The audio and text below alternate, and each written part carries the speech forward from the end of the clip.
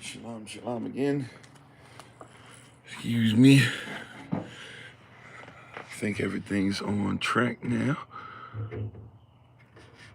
Dealing with a little bit of darkness and stuff, but that will hopefully subside in a little bit. Shalom, peace, family. Got as much light as we're gonna get over here. Oh, my greatness. Okay. Alrighty. Prayerfully everybody can see and hear me all right. I'm on. Prayerfully everybody can see and hear me all right, as best as they can. Praise Yah for you. All right. Wait for the sun to come up some. All right, may the words of my mouth and the meditation of my heart be acceptable in Yahweh's sight. He is our strength and our Redeemer, and it is in His name, which is His authority, that we pray, praise, proclaim, project, and protect. Today's message, Aman. Raishan Shalom. To serve the Christ, my Shalom. Shalom, peace, everybody.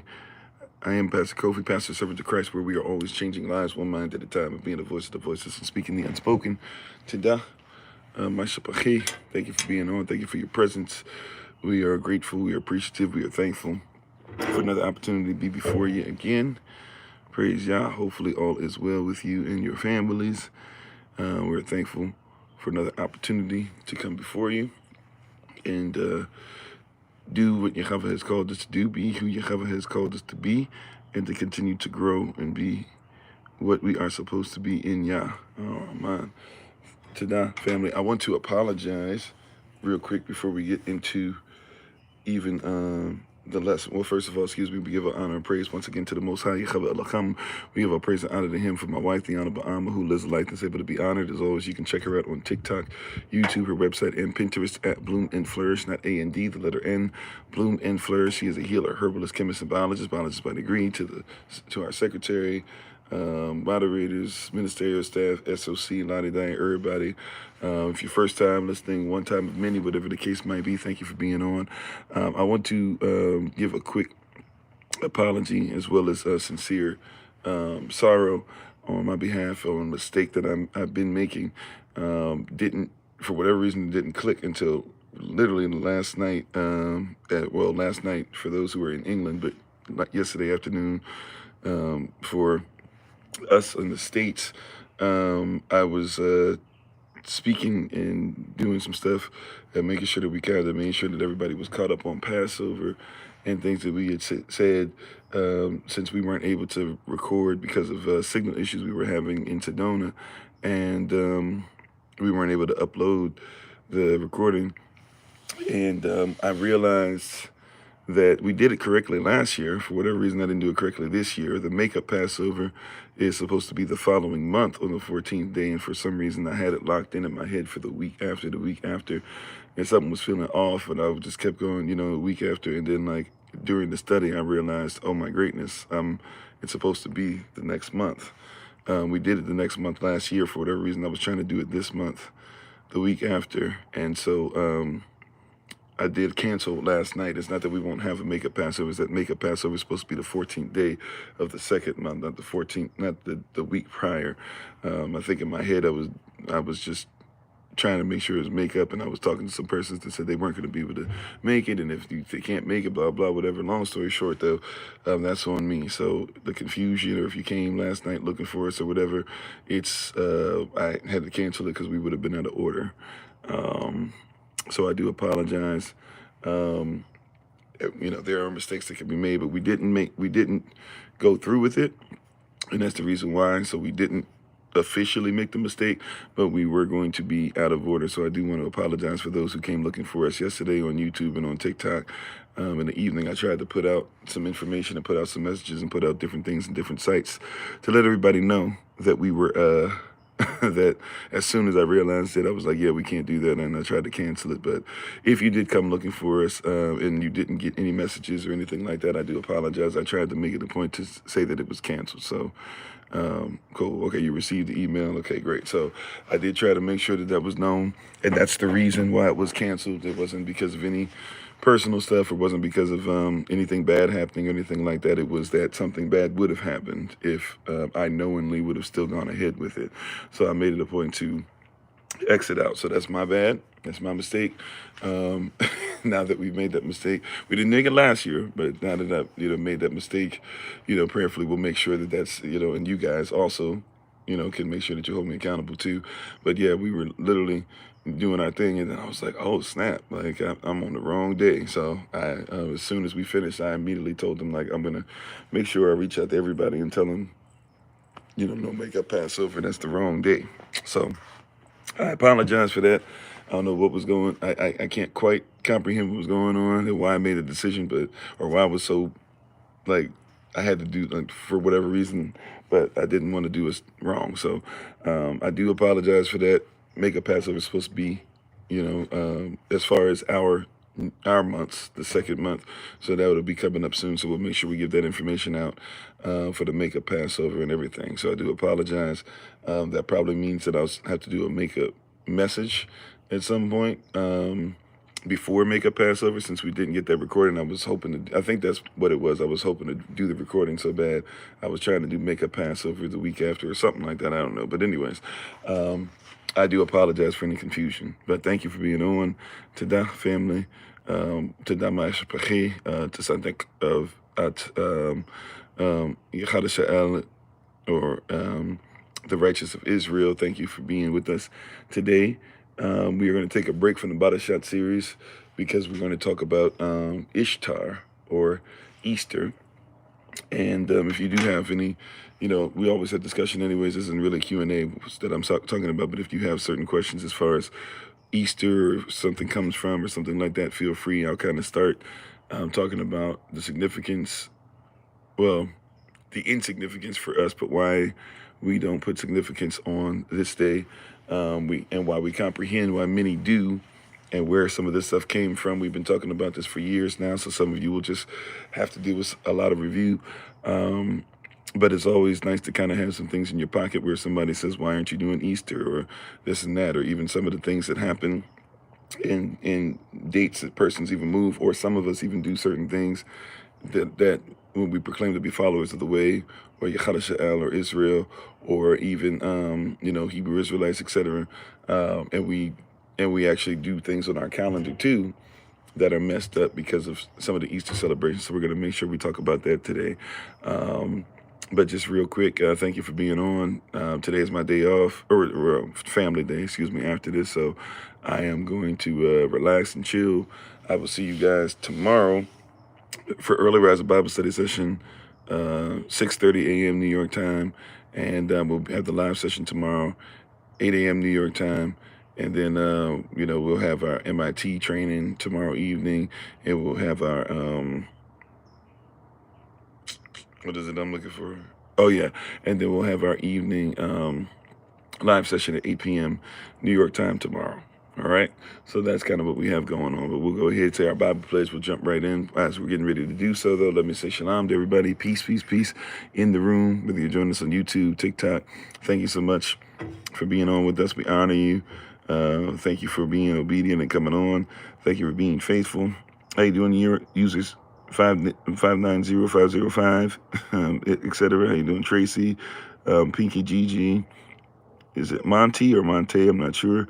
Charles, Sister Sylvia, Bertram, Maine, Toya, Bobby, Justin, Michael, Sister Jennifer,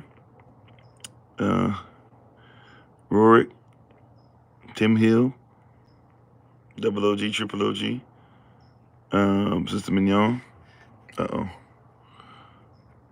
Cole, Brother Dwayne.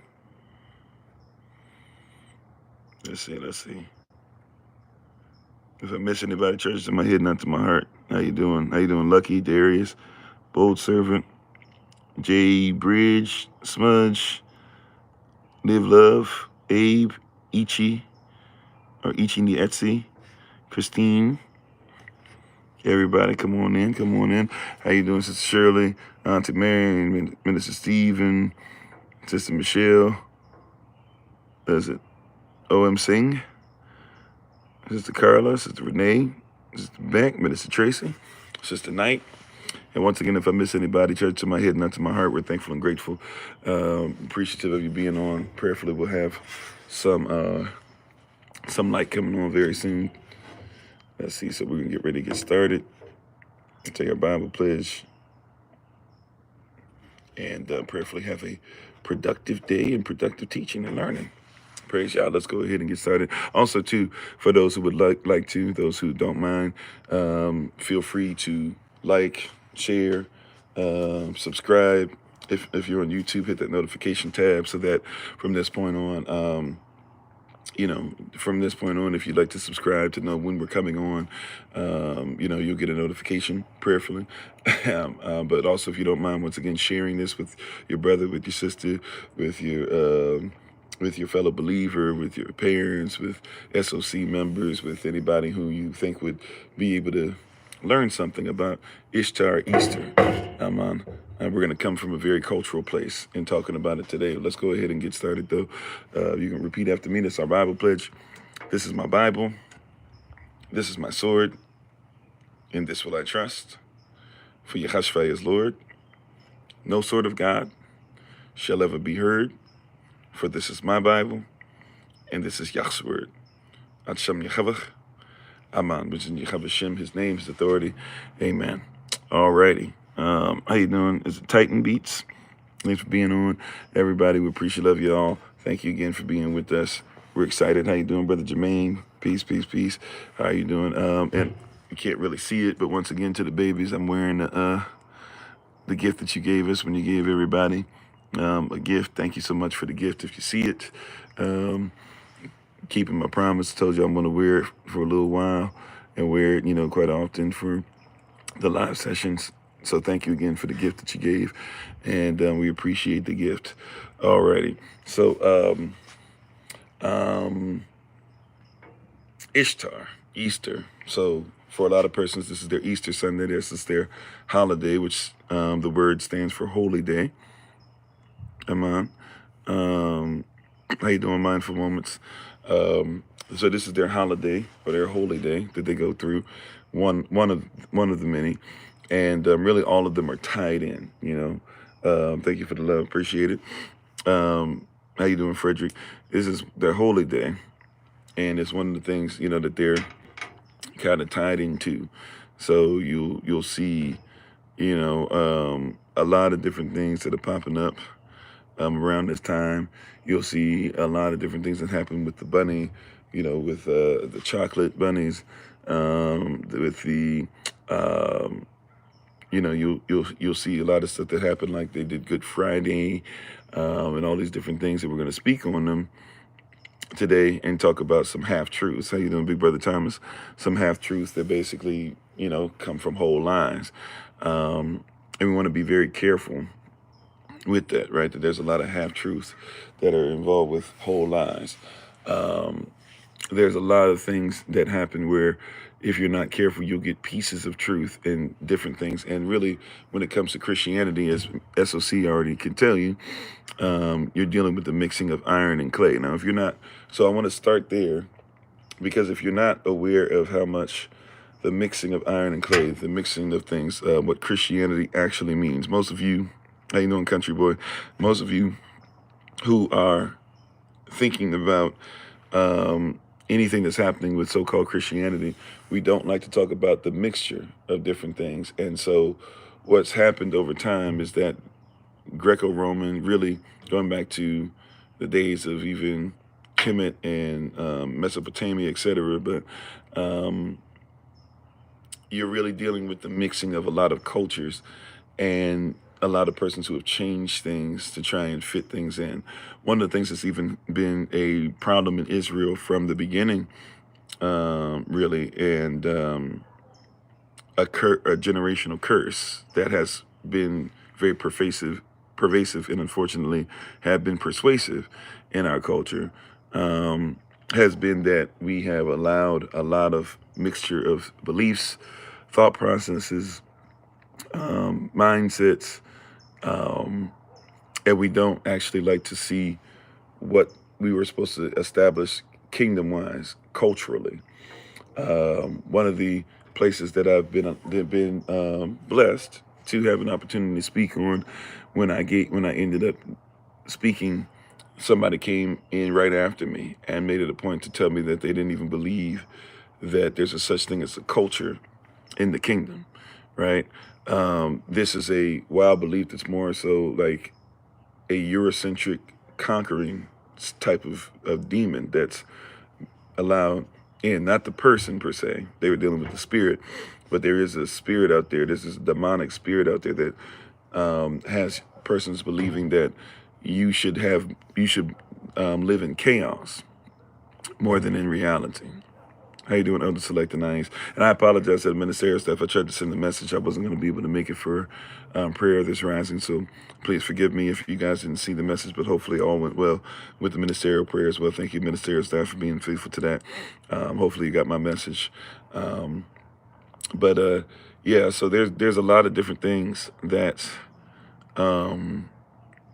you'll see that are very pervasive and persuasive regarding this. How you doing, Sister Monica? How you doing, DMZ? How you doing, Mr. Treatise? It went well, praise y'all.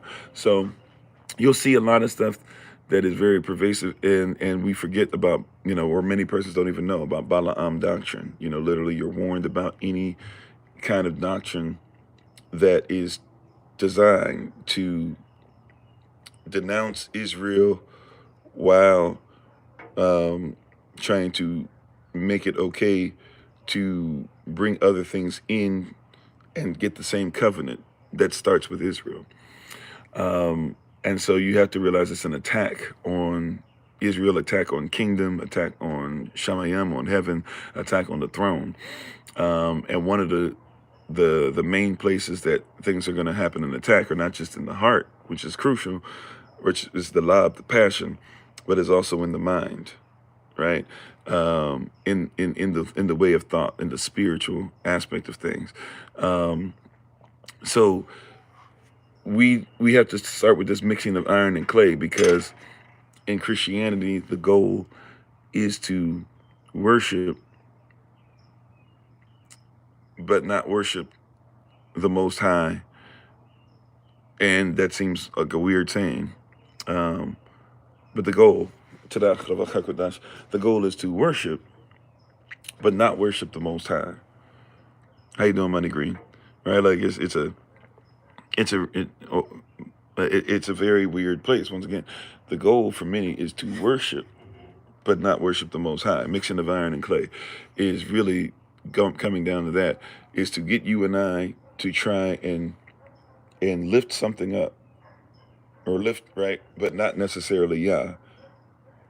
And what happened, it's kind of like forgive me for using this, it's not exactly apples to apples comparison, but it's almost like the Willie Lynch syndrome, where Willie Lynch says that we want to reverse their nature. And if we can reverse their nature, right, if we can reverse the nature of a people, right, and get them to not only reverse their nature, but get them to uphold it more than we uphold it, then they will begin to uplift the reverse of things while believing that it's who they truly are, if that makes sense, right? How you doing, Beach Gal? And so this is kind of the nature of things, or the reverse nature of things that has happened, is that the mixing of iron and clay, or Christianity, has said, hey, put Yahweh in the city of, or in the temple of Zeus, and we'll worship Zeus, so much so that when we get to the temple of Apollos, we'll make Yahashua half man, half Zeus, Jesus, Yesu, right? Or Jesus, Jesus, etc. We'll use this false name because we'll use a false authority, and we'll have persons that will fight for a wicked rebranding of the Most High and the Son, right? They'll fight for that more so than they'll fight for Yehoshua, right? They'll fight against what is original to ensure that they can continue to mix iron and clay. And the mixing of iron and clay has become so emotional, right, for many, right? It's become that emotional tie. How you doing, Sister Omika? And thank you for the love. That emotional tie is where persons are at in their walk, right? It is the emotional tie. How you doing, Sister Greta?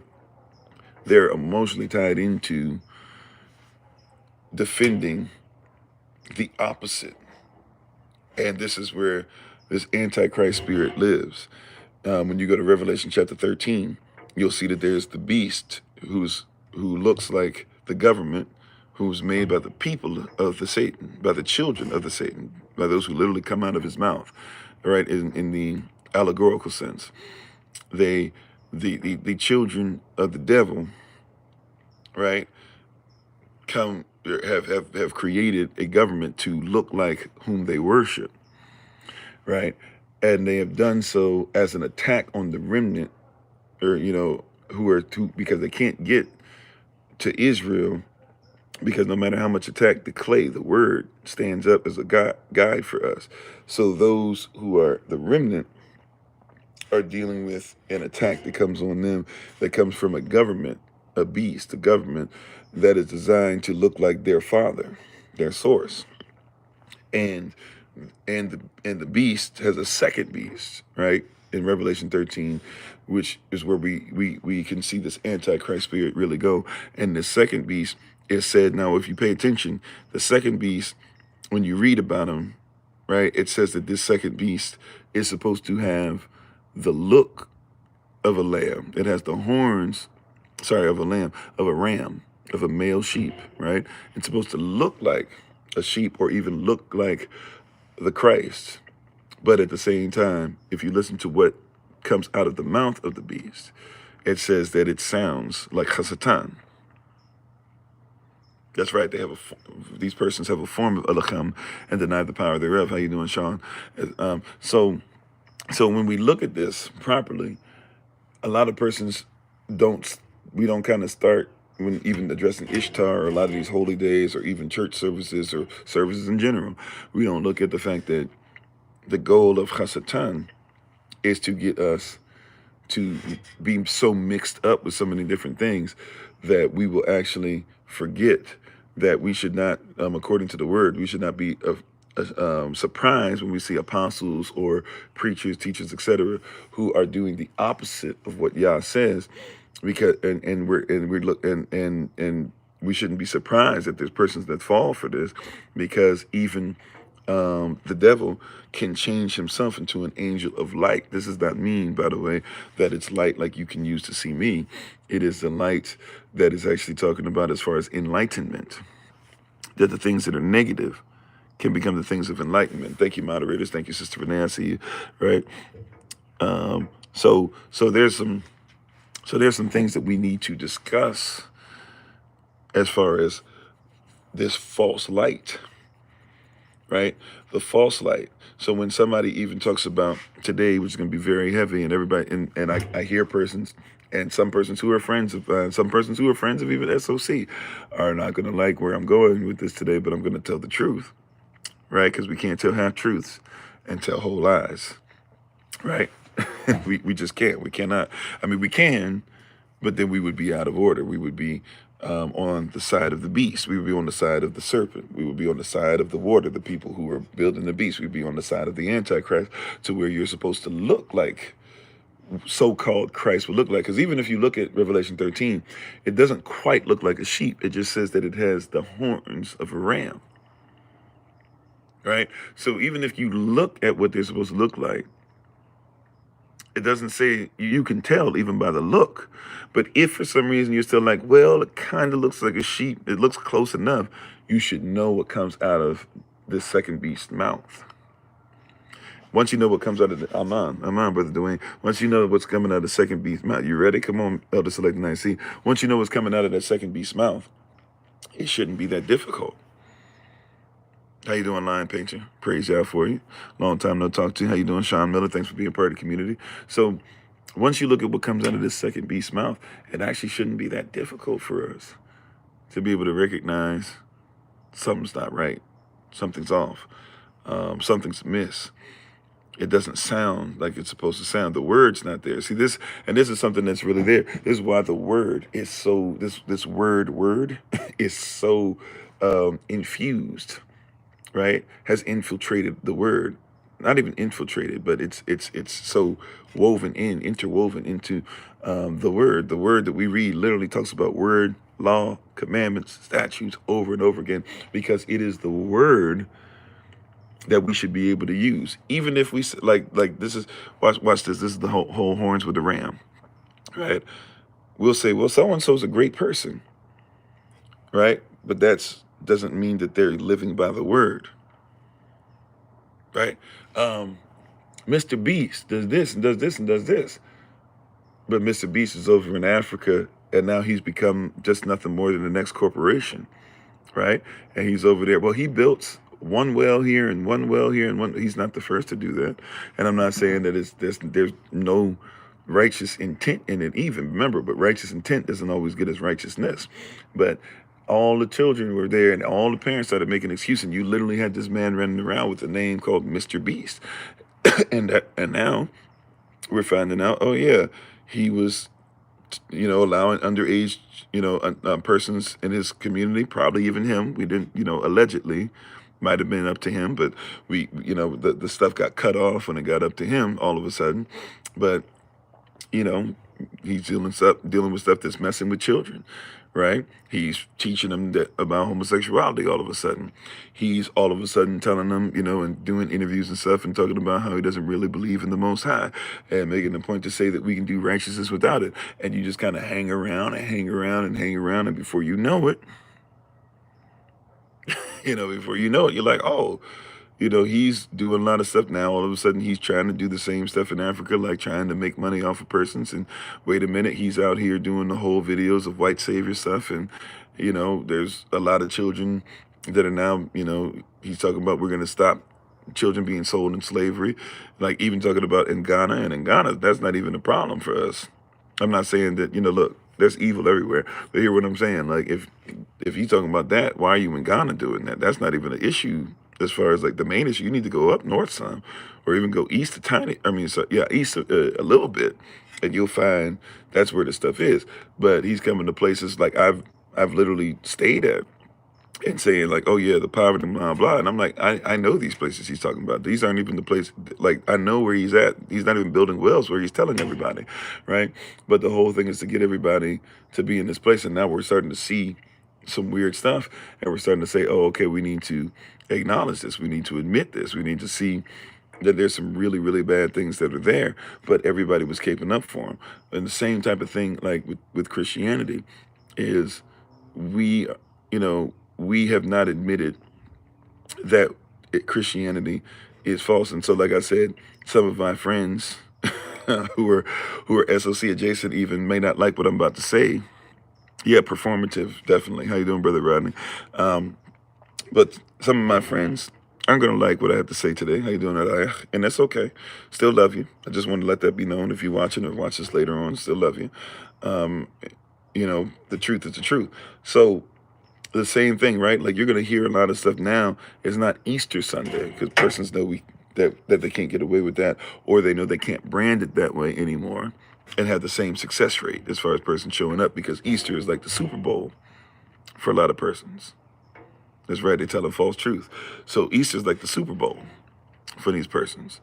So they can't quite get away with saying Easter Sunday anymore, because they know a lot of persons know about Ishtar, and they're starting to learn about communion is really supposed to be Passover and all these things. So what do? So you change the name.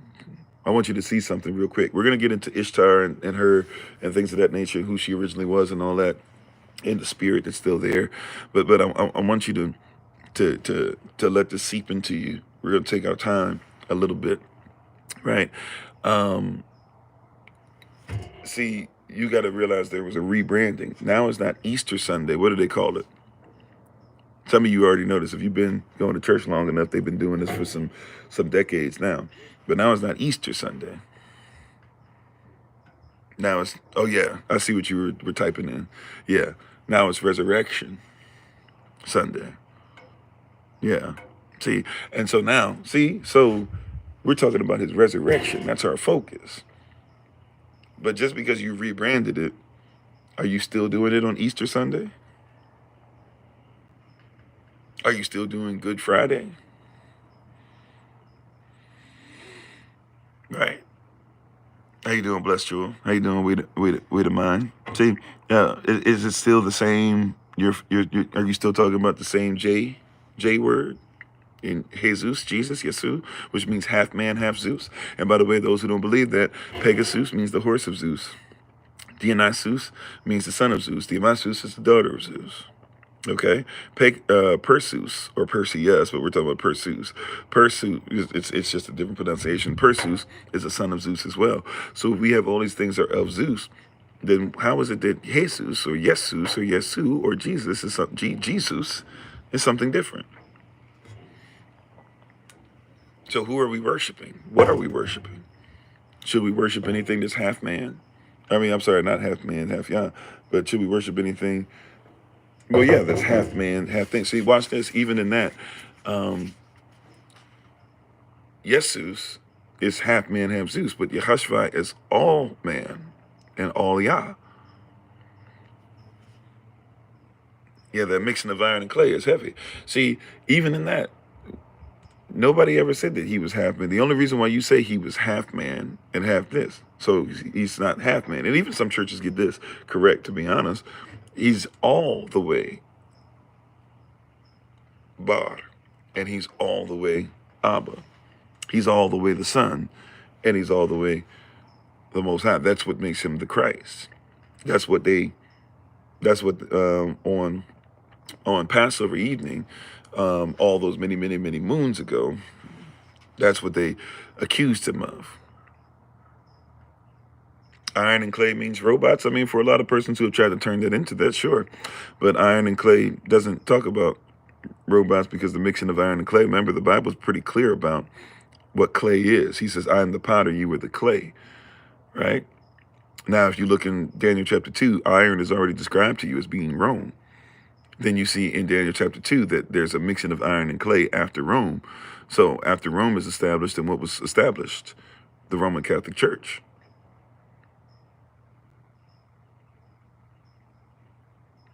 Right? Now, I have to stay truthful to the cultural aspects of what the word says and what the Bible was originally. Now, those who have tried to change it can change it, right? So if you live by something different, that's fine. I just can't, I can't come outside of what it actually meant when it was originally written and then try to change it into something else. No shade, just, I have to be obedient to what it says, or else I shouldn't be here as a representative of the word. How you doing, Negro Esther? So yeah, so when we're seeing these things, we don't quite consume this correctly. We're not quite having proper conversation, because in order to get to a place where we comprehend Easter, we have to even look at the environment that allows Easter to not only be fostered, but Easter to spread, to expand, right? An anti-kingdom sentiment has become a sediment in the word that's in the spirit that's drank, right, out of the cup of life.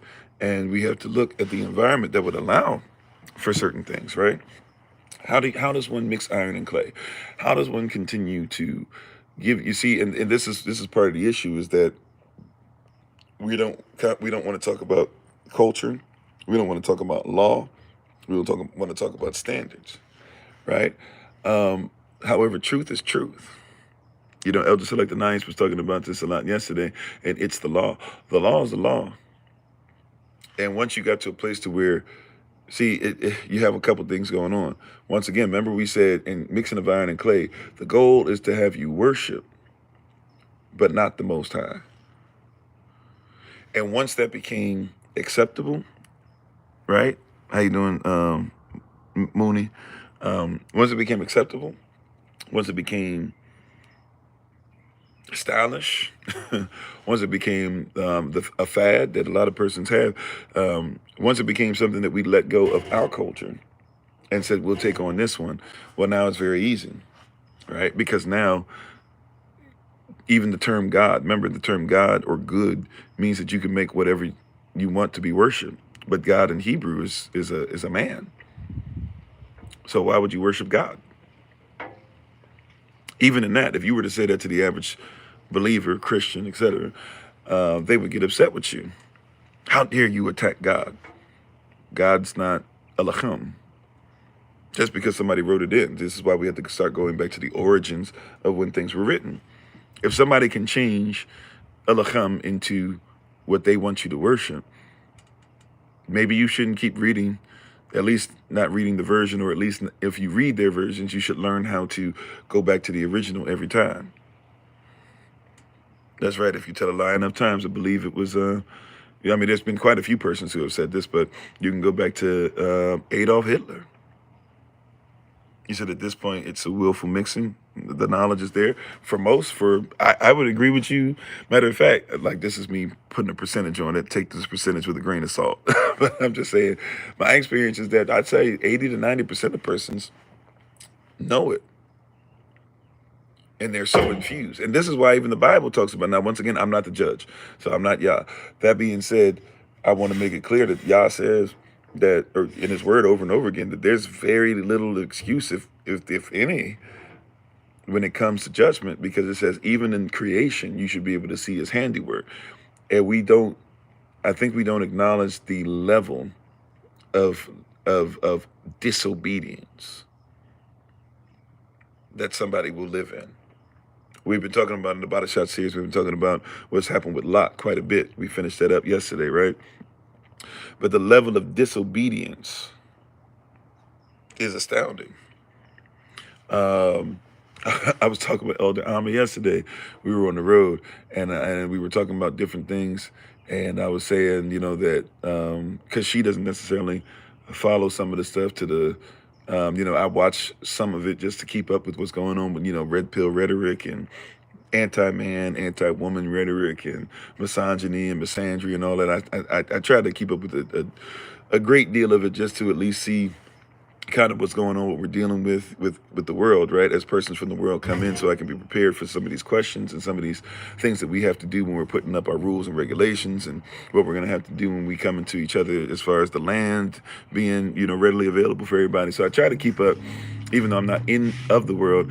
I realize that I'm in the world, and we're going to have to deal with some of this, and I'm going to have to even teach, my child to be aware of some of this, right? So I do keep up with some. How you doing, Brother Craig? How you doing, Nigel? And as I keep up with it, I was, we were talking, and I was showing her some stuff that's become unpopular on the misogynistic side, right? However, I was showing her that there's, once again, half-truths, so there is some truth to it. Half-truths, are still whole lies, but somebody does give you a little bit of truth. That's how they get you in.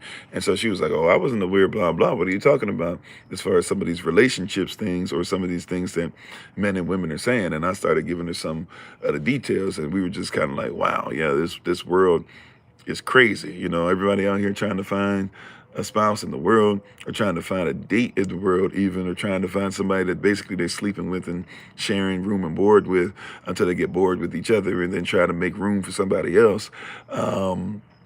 We were just like, yeah, we're glad we're out of that. We glad, and this stuff is wild.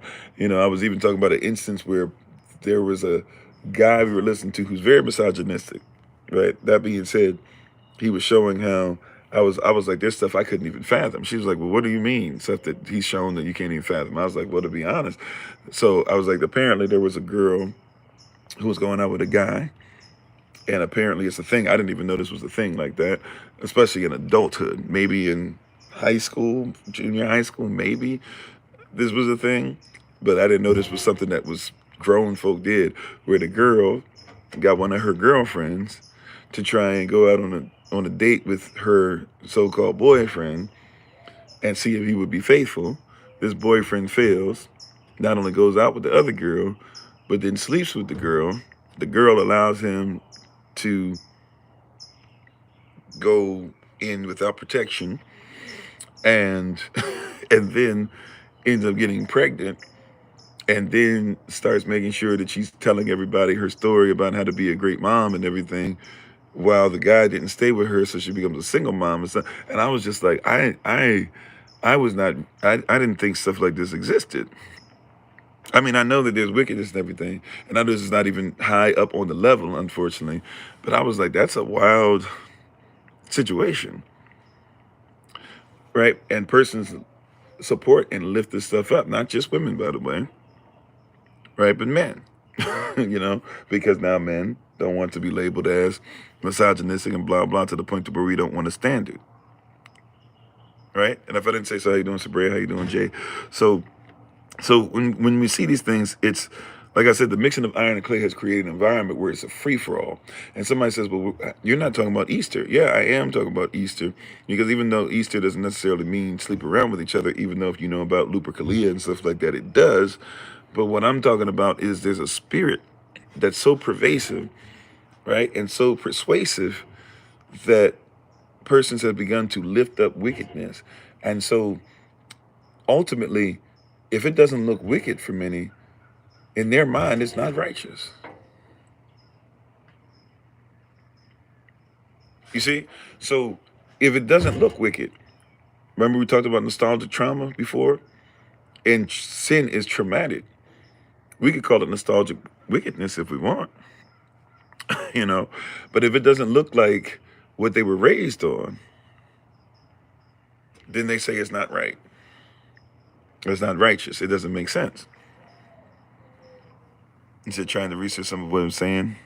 Can't find where it says God in Hebrew means man. Well, no, God, G-A-D, is one of the children of Israel. Is one of the 12 sons, right? Elohim is who we worship. So God in Hebrew, in Paleo Hebrew even, is not talking about G-O-D. It's right. It's talking about a son of Israel. In Israel, God is not how we do it. Now, somebody says, well, that's just the way that they say God.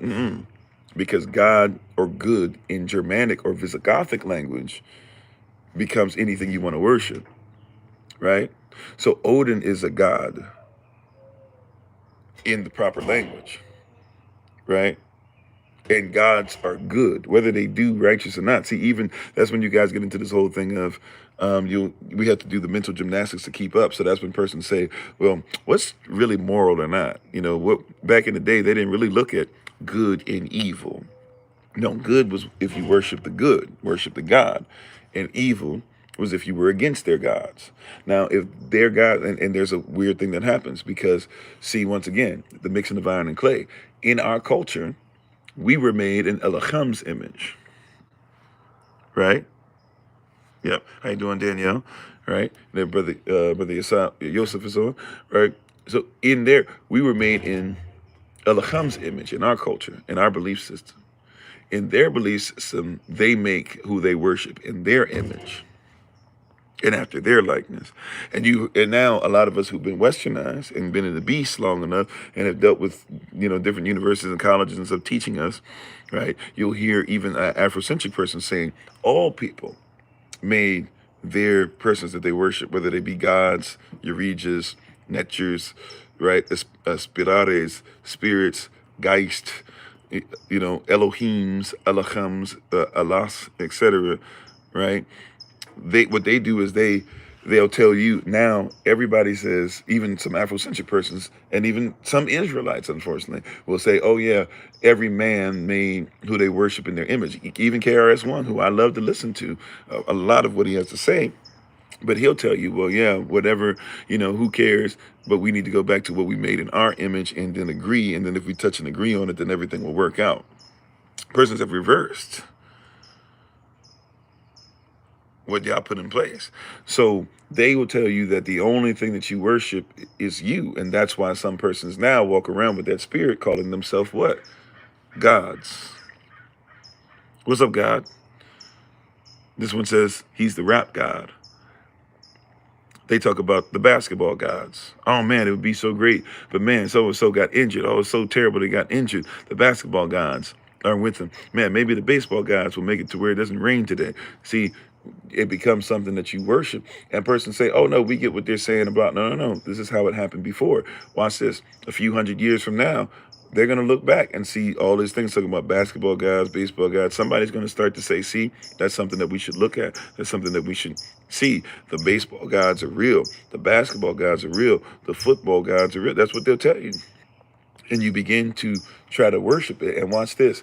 Not only have you tried to make something in your image to serve what you want, but now here's the dangerous part. Do you not realize you've opened up a door for demon possession, for demonic influence?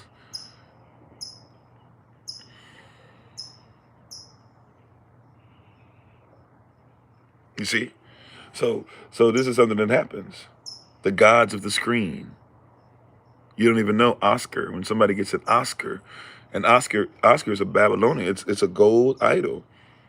And when they go to the Oscars, first of all, they used to have them at a Mason temple up until 1999. A lot of you don't even know that. Checkerboard floor, red carpet, all that stuff. Now they moved it. They built another place, and they took an old Babylonian set for what, if you were to adjust for inflation, is considered to be the movie that made the most money ever in history. And it's a movie about Babylon. And they took all the Babylonian sets, and they basically brought them, that they keep them around since like what, the 1920s, 30s, 40s, somewhere in there. They kept these sets in pristine condition. Why would they keep these sets in pristine condition? Because it's about worship. And now when you go there, it has places in there. It talks about that there's no higher power to be worshipped. You have to walk on those checkerboard floors. If you know about Masonic values, it's huge. That's even in Roman Catholicism. You'll see the same checkerboard floors because they're Masons themselves. You'll see every year when they do the Oscars, somebody has to be dressed up, or somewhere there has to be something that is depicting Venus. Right, you'll see every year the same stuff over and over and over again. You'll see somebody mention that they're the god now, right? Like the gods have granted them stuff. Now they are a god themselves. Jim Carrey will say it one year. I forget the girl's name who said, she doesn't need, even though it's not who we worship, but she basically said, I didn't need Jesus. I didn't need God. I made it all, I made it on my own. Matter of fact, she said that the devil was the one that actually helped her. So she said, you can suck at Jesus or something like that. Like they playing around with this stuff in your face. But they know that most persons are so emotionally attached that they'll just look to the side no matter what. Right? Now, quick thing, you said, what is a seer? I'm not 100% sure if I'm getting the cultural reference that you have. A seer usually is going to be in the same ballpark as a sayer or a soothsayer, or somebody who, and by the way, they're not only just known for looking into the future, right? But somebody who's doing stuff like that, crystal ball type stuff, or even somebody who is a witch, ultimately, right? But I'm not sure if the seer you're talking about is the seer that I'm talking about, because it could be a different spelling of something else, to be honest, right? Yeah, but nothing new under the sun, and they're saying the same thing. Yeah, God the seer. I'd have to look. To be honest, that name escapes me right now. I'd have to look and see. I apologize. I'll try to look it up, or if you can remind me, I'll try to look it up for you and get back to you online, offline, something like that. Maybe it'll pop up in my head. I am aware of there's a God the seer, but even still, because even without it registering in my head, the exact context and all that stuff, you have to be careful with that too, because once again, that's the mixing of iron and clay. For example, we've talked about this one in our Roman Road series last year, and even a couple times it's been brought up since then. If you look at Romans chapter 3, for example, I believe it's verses 1 and 2. If you look at Romans chapter 3, verse 1 and 2, what are you going to discover? You're going to discover that it talks about the oracles of Elohim, and this is how verses 1 and 2 go. It says, is there an advantage to being circumcised? Is there an advantage? They don't use the same word advantage twice. It's like, is there an advantage to being circumcised? Is there like credence or something along those lines of being Judah or Jew, Yehovah? And Paul then says in verse 2, much in every way, and then this is the change that they made in the mixing of iron and clay. It said, for we have always had the oracles of God. Now, God is an original there. It would be Elohim. And oracles is not original. You have to realize that all of the Bible, as much as heavy percentage, 95+% of the Bible, when it was originally written, was written as, well, it was all written as scrolls first, not as just one set of books. Bible means set of books. And the only reason we call it a Bible is because there was a place called Biblios, to where they took all these books and they would bind them together, similar to what we have as far as the books we use today. So when they started doing that in a place and binding all these things together, they would call it a books were just scrolls. So these scrolls would come in, so they would call them Biblios. So Bible doesn't mean just what you read. It's become that because of, Roman Catholicism, and a lot of persons even after that in Protestantism basically like said that that set of books was their standard, right? So therefore, even if they didn't live by it correctly, but they said it. So since they said it, all these, the only Bible or the only set of books that anybody's thought about is the Bible. But if you read an encyclopedia, technically you're reading the Bible, right? Especially an older one, if it's a set of books that they put together, right? If you're looking at Marcus Aurelius' writings that he had, that he journaled, where somebody put a bunch of his scrolls together, technically by definition, that would actually be Biblios, it would be a Bible, right? But somebody would say, no, that's not a Bible. But that's why your Bible says Holy Bible, because then a way of dealing with that originally was, all right, there's many set of books. So now what they're trying to say is there's only one that's set apart. Holy Bible, while they then took that and then took books out and stuff like that, right? But when the Bible was originally written, it was written in Hebrew. The first 4 versions of it are in Hebrew, right? Then they started doing something called the Septuagint. That's when you start getting to the first Greek version of the Bible, right? And then they started writing the whole thing in Greek. A lot of persons still are under the thought process that the Bible is written in half Hebrew, half Greek. That became something down the road to where now traditionally what persons started doing, hundreds of years ago, over 1,000 years ago, they started saying, okay, well, right, since the Bible was originally in Hebrew, and then we started doing it in Greek, we'll make the first half in Hebrew and the second half in Greek. That's not original, right? Matthew, Mark, Luke, John, all that stuff would have been written in Hebrew. Revelation would have been written in Hebrew, right? There could have been some other words that were put in there, right? But even when they're writing to places like Romans, when he wrote to the Romans, he was writing to Hebrew leadership in Rome. He was writing in Hebrew to Hebrew conversation. When Yahashua is on the top, when he's on the cross, he's talking to persons who speak Hebrew to Hebrew conversation. Matter of fact, it tells you in the Bible that on the cross, they put what was going on in Hebrew first above his head, the charge, if you will, above his head, right? And then they put it in Latin and Greek as well. But Hebrew came first because most of the persons in Israel, right, are going to be speaking Hebrew, and the Sanhedrin themselves are speaking Hebrew. So you'll see a lot of stuff over time that once again was from other cultures that's implanted in what we read today, right? And that's why there's a lot of stuff in italics, because the stuff in italics was originally there. And that's a way of them telling you. They actually tell you the truth, but you have to know the code enough, right? They have to tell half truths, but then they tell whole lies. When they say Lord God, right? Lord, all caps, Lord, we know that that's what? A straw man. Still to this day. If you see your name in all caps, that's not you. That's your straw man. You have to sign off so that your straw man can do business, right? So Lord in all caps, whenever we see that, that's the name of the Most High, Yehovah, right? So we can see a lot of these different things, right? But so when they say God the seer, I think, matter of fact, I'm starting to, it's kind of coming back to me, but I'm still not 100% accurate in my recall of it. So I would just say, when you see God the seer, you have to realize that that word seer is not any word that we would have used, right? You have to think to yourself, like, they're talking about their stuff, right? They're talking about how they look at things. Even the word apostle, there are apostles, but the word apostle doesn't even mean what we think it is. The word apostle is closer to what you would call a missionary,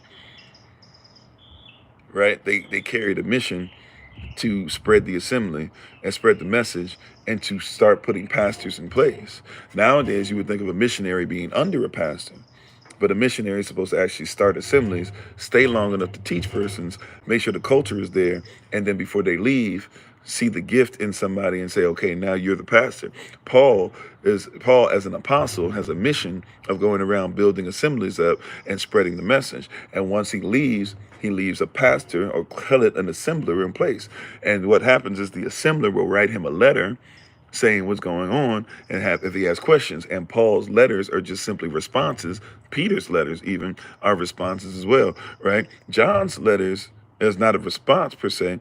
Well, 1 John, 2 John, 3 John actually are. But then John in Revelation, he's giving what? A message to the messengers or the assemblers even, or the angels of each assembly. There's an assembly in Ephesus. There's an assembly in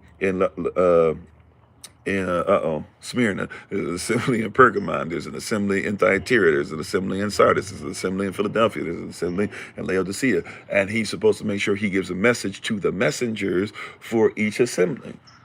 And when we get this message, and when it's spread out, it's showing us that there are 7 types of assembly that are going on in what we now call, these Asiatic countries that were linked, that were all under one dynasty at one point before Rome came through and made a figurehead in Pergamum and said that all 7 of these places belong to them, right?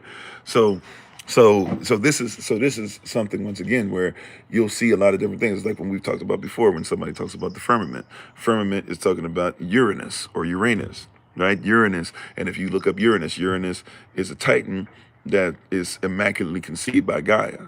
So they believe so what they're doing is they're taking a actual statement, which is true, that in beginning Elohim created heaven and earth.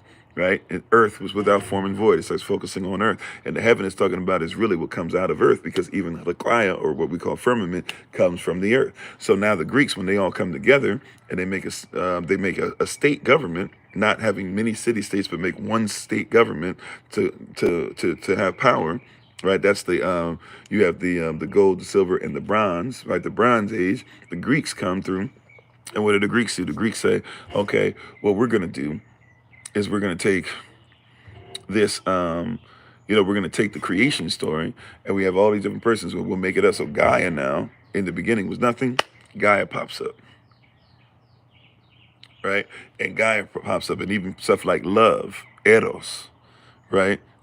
God is love, right? Well, they say eros. That's why you guys, you have to even be careful in the Greek. You were taught so much about eros love, which is erotic love, and storge love, which is supposed to be like congregational, and phileo love, right? Brotherly love, which actually is not the brotherly love you should want, right? But you would preach about that, and then you were talked about agape love, which is self-sacrificing love. And they did use these terms in the Greek, but they actually mean something slightly different than what you think they are. But that's because the Greeks are trying to use the best that they have. They have these words for love, so they'll just put something in there. But erotic love, they'll be like, well, that's only between a husband and a wife. No, for the Greeks, erotic love, right, is all over the place,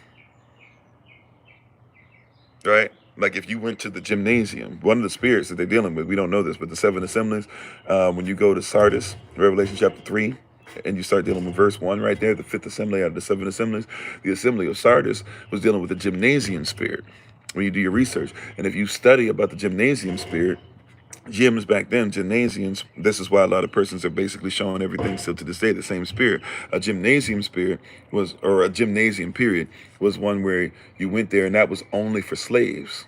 It was only for slaves that were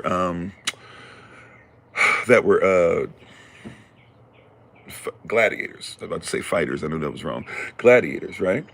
And so these gladiators would train there, and they would train naked. In the dais or deities that were there, the 2 main ones were supposed to be Hermes, which is the messenger, same thing as Nike, by the way, right? So that was fast, swiftness, quick. So you wanted to see everybody be quick and fast, and you also wanted to see persons there, men there, that were what? That were strong. And that was the Hercules, a Heracles spirit. So you would see both of them together at the gymnasium, and persons would pay to watch these men, male and females. Males and females would pay to watch these slave men work out, bucket naked, right? And they would be bucket naked up in that piece, and persons would pay. And then if they liked what they saw, they might even pay on the side to be able, male or female, to get a little whatever, because these were men that were owned. These were slaves, right? And so these slaves worked out in front of everybody, this and that. And there was a love with their body, a love with them being, strong and stripped. They only got to eat gruel and stuff like that. They had a very specific diet because they were owned. But some persons would even try to become gladiators themselves and even become slaves, because these persons were very popular. So if you could survive long enough, if you could make it through, if you could become somebody who made enough money. They made a lot of money, but until some of them, this is where you get this idea of $1 million slaves. Same thing as today, right? But you were dealing with these spirits around the gymnasium, right? Now, all this stuff that's put in there, eros love and all this stuff like that, we don't think about all that because we're not thinking about the culture. We're just thinking about what feels great. Just like today, you don't think about all that when you're watching football players out there and they're, 1 second they're this close to making a bunch of money, and the next second you're seeing number one, I'm sorry, I'm forgetting his name, but the quarterback for the I'm not trying to make fun of him, but it's the truth. The quarterback number one for the Miami Dolphins, and he's out there concussed, and he's doing fencing stuff with his hands, where basically like his brain can't keep up with his physical body, what his movements, and so everybody's okay with that, or everybody's okay with watching these persons that, you're seeing their body all day, every day, and talking about, you're okay with watching these young boys coming out of college, like we don't comprehend the culture, right? Like eros love, erotic love. Like people don't want to talk about this, but this is eros love. It's not between a husband and a wife. It's out there sexually. It's out there sexually pervasive. It's sexually in there, right? Where you see these little boys out there during the drafts, not just for the draft for the NBA, not just for the draft for the NFL, all these drafts, and you see these little boys out there, right, who are literally, wearing spandex stuff, having the spandex stuff where it's basically coming up to their cheeks. Not trying to be rude or trying to be disgusting, just being honest.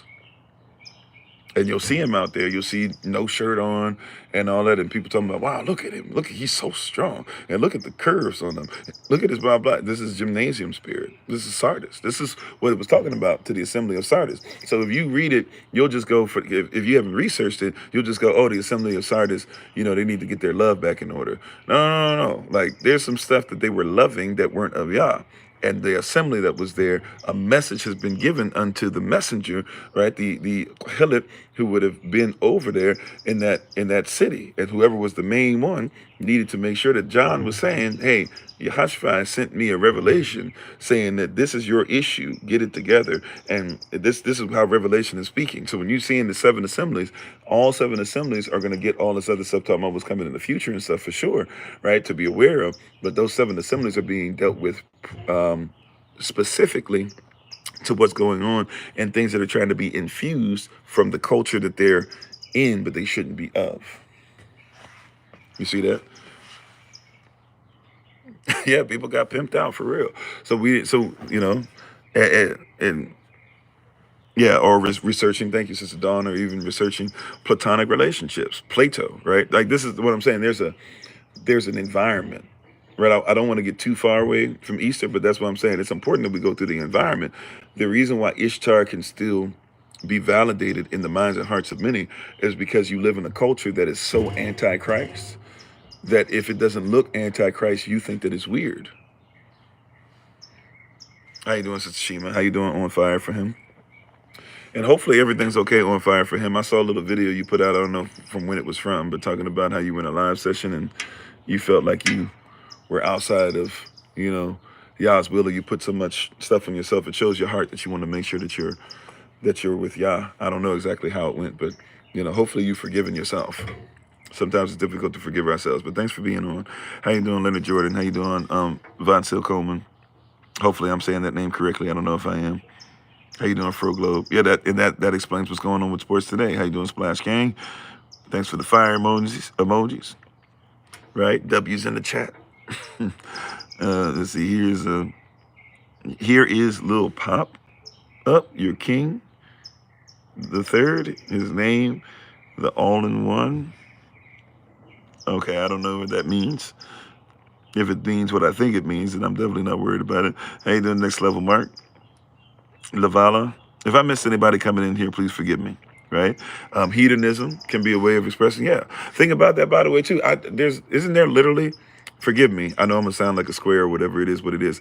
I've seen it on television or something long time ago, but isn't there something called hedonism in the Caribbean in multiple places? I want to say, right?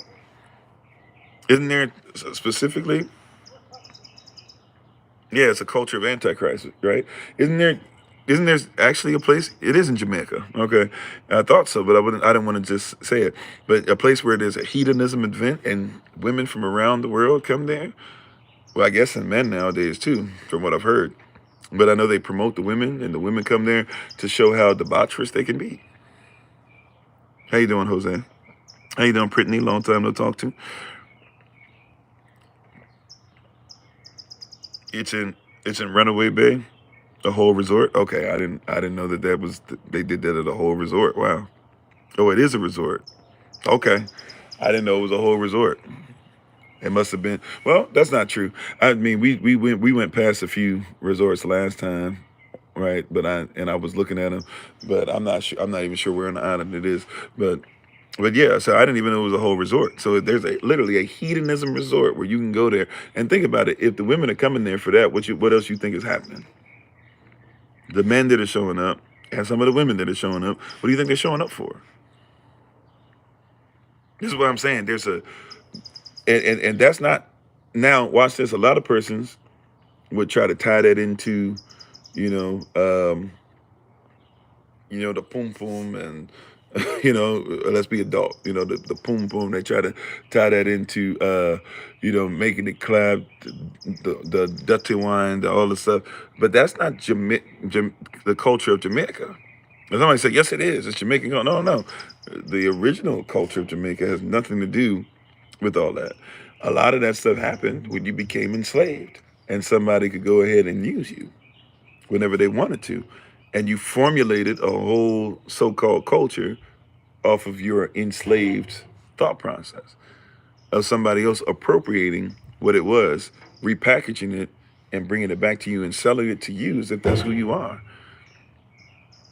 ¿Cómo está, mi hermana Sharon? Gracias por tu presencia. Right? You see, that's not the culture of Jamaica. But somebody would go to a hedonism, and I'm pretty sure without even like having seen this before, I'm just making an assumption, right? I know assumptions can be dangerous because I know what it means to assume, right? But I'm just going to make an assumption here without even seeing it. You probably see a bunch of Jamaican flags at these events, and a lot of DJs with the rat or pop, pop, pop, right? But that's not our culture. And I'm not going to act like Bob Marley ain't have a bunch of women. That being said, right, he at least had a standard that he knew if we were going to do something. Like Bob Marley doesn't get invited to African nations to sing and to help them to move into their independence because he was out there saying, hey, shake your, you know what, with a double S at the end, right? There was something that we gave that was the righteousness, right? When he's talking about Jah, who do you think he's talking about? Even if Rastafari does not believe what we believe, I get that, but the image, right? And I'm not saying every old singer is blah, blah, whatever. I'm not doing that because we know that they had the issues too. What I'm trying to say, though, is that the further you get into this, the more debaucherous the environment is messed up. So that's why I'm saying before we even talk about Ishtar, which we have been really talking about, but we've been talking about the environment that allows for something that wicked. The environment, what allows for the environment for something that wicked to not only continue to be pervasive, but now for generations to become persuasive. And how do we make sure we do what Paul says, that I am persuaded? How do we persuade these persons by the word? Because Paul was somebody, same thing. Paul was somebody that if you had talked to him, he would have said he was in the word. Right? Pavel would have said, I am in the word. I do study. I'm a Hebrew to Hebrews. I'm this and that. But then he said, when I learned about who Yahashua actually was, when I learned about Mashiach for the first time, he said, I realized that everything I knew was as dung. He said, I had to restart. He was popular. A lot of persons don't know Paul was known outside of Israel. Paul was known in Roman places. Paul was invited to speak here, there, etc. But he said, when I found out that what everything I was basing stuff on wasn't on Christ like I thought, he said everything else that I knew was as dung. How you doing, Joe Wayside? He said everything that I thought I knew turned out to be as dung. That means as crap. That means it's something you wouldn't even want to step in, let alone touch, or say that you represent. How you doing, Marcus Tony?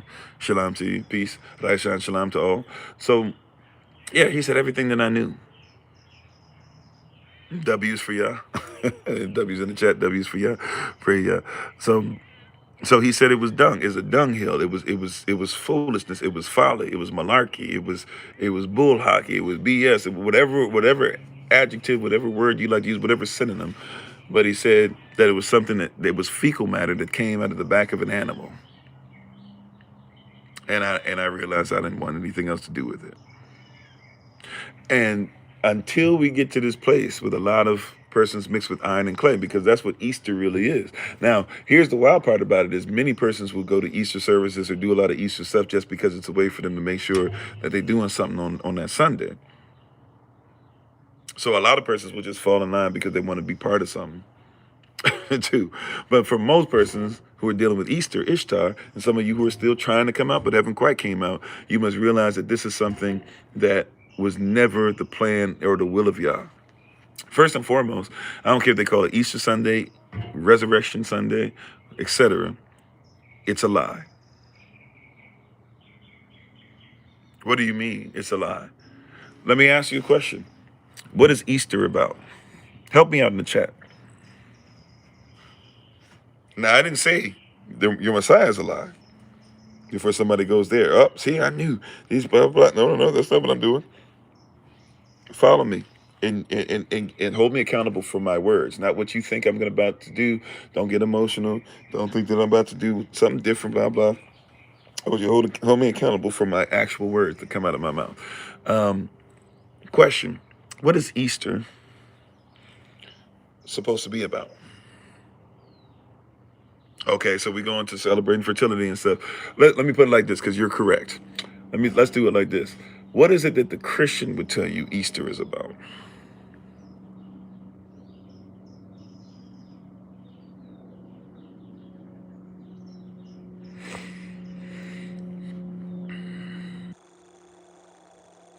They would say Passover. Many Christians don't even tell you it's about Passover.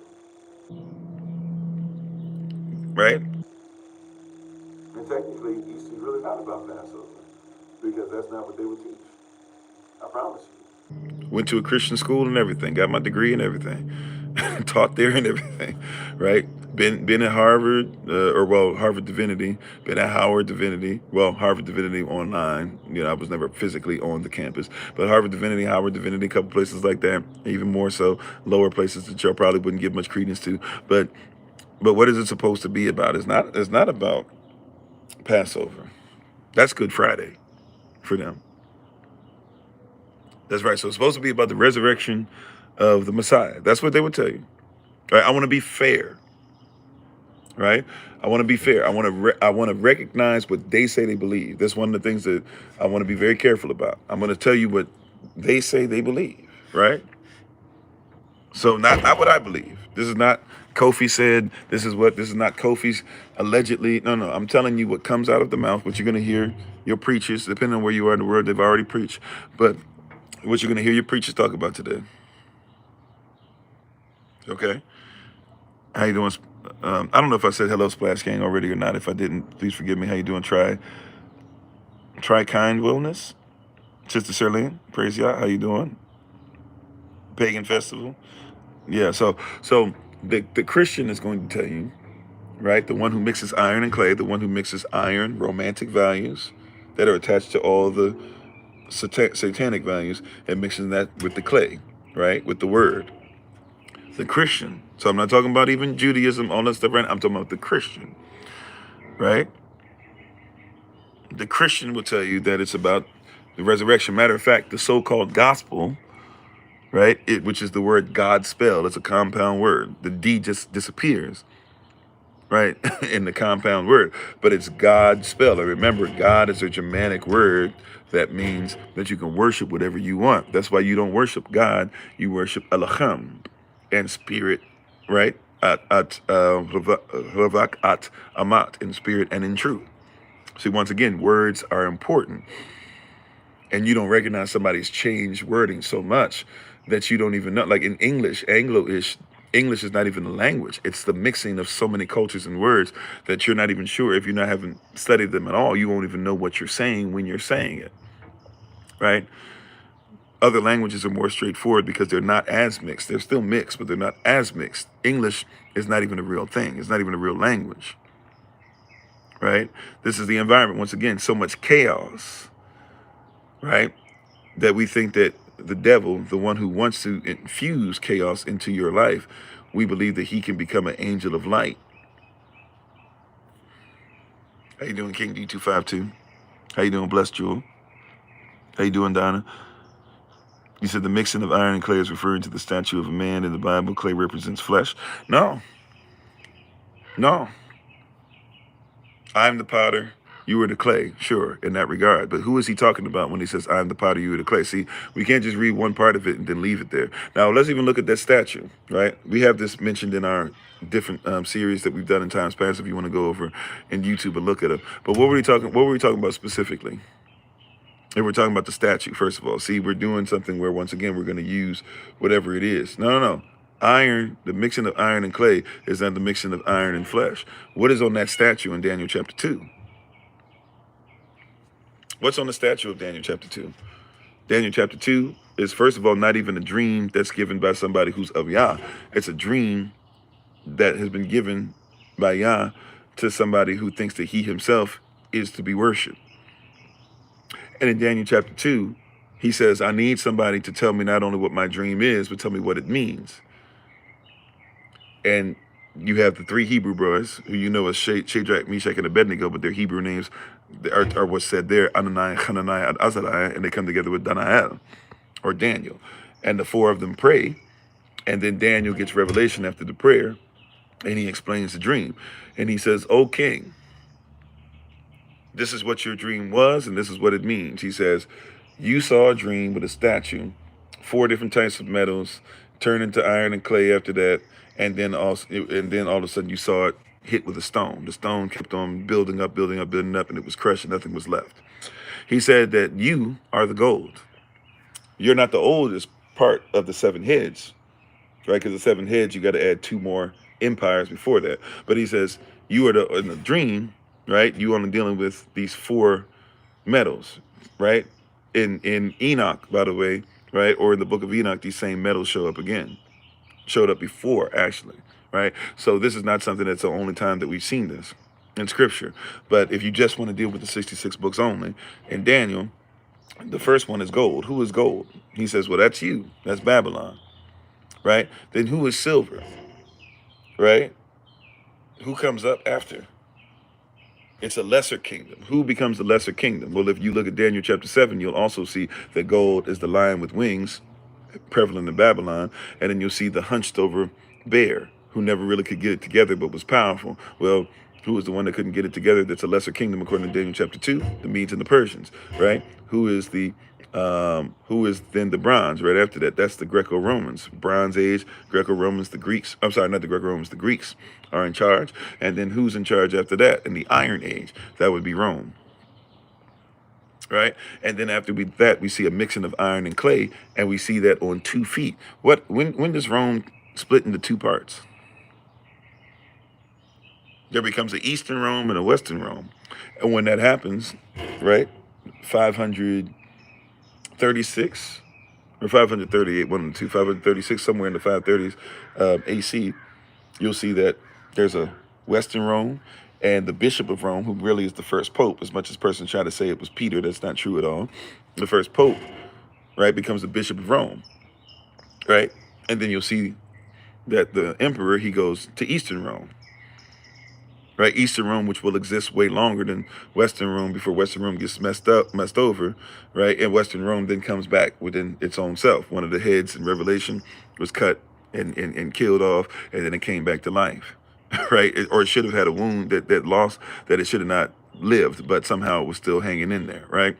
And if you even go by times, and half a time, which in the dream would be 1,260 years, then you'll discover that 1,260 years later, 538 AC to 1,260 years later, what happens in 1798, right? Rome, the Pope, his head. But then somehow the Pope comes back, right? Like these are things that we can literally look at. But when you get to the Rome, iron, right? Now you do iron and clay. That's not iron mixed with flesh, because iron, if you're talking about flesh meaning man, well then Rome is already man. Babylon was man. Greece was man, right? No, iron and clay, right? I'm the potter, you are the clay. So you can say, well, it's the flesh, but no, the clay is not just saying your flesh. The clay is also talking about in the spiritual manner that what something will reshape you. He's going to reshape the clay. Now look later on when you see clay as well. Revelation chapter 12. Revelation chapter 12, Israel is separated. She goes into the wilderness.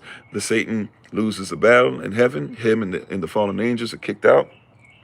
He tries to then send his people, the water, towards Israel, who's separated in the wilderness, and the clay rises up. You talking about your flesh rose up against the devil? No. When the clay rose up, it's talking about the word and those who are of Yah, a standard, right? Isaiah says that, right? When the flood comes up, your standard will rise. When the enemy comes against us as a flood, it's a standard. You see Isaiah saying it, Revelation saying it, Daniel saying it. So yeah, so clay, right now there could be different contexts for stuff, right? Especially if somebody's talking about Adamach, or what Adam, man, is made out of. Adamach, okay, we can have a conversation about what kind of clay he was made out of as far as the dirt physically. But we also know spiritually there's some things going on too.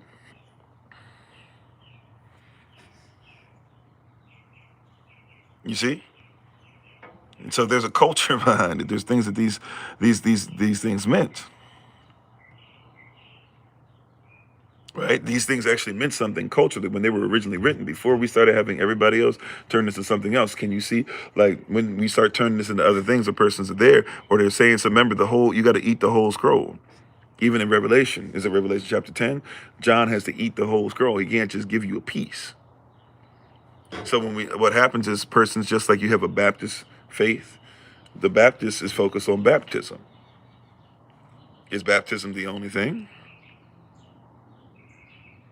The Methodist is focused on the methodology that they used. Is that the only thing? And is it even the proper method? The Lutheran says that they're focused on Martin Luther's fight against the Roman Catholic Church. But Martin Luther didn't even want to leave the Roman Catholic Church. He was more so focused on, hey, persons need to know things for themselves.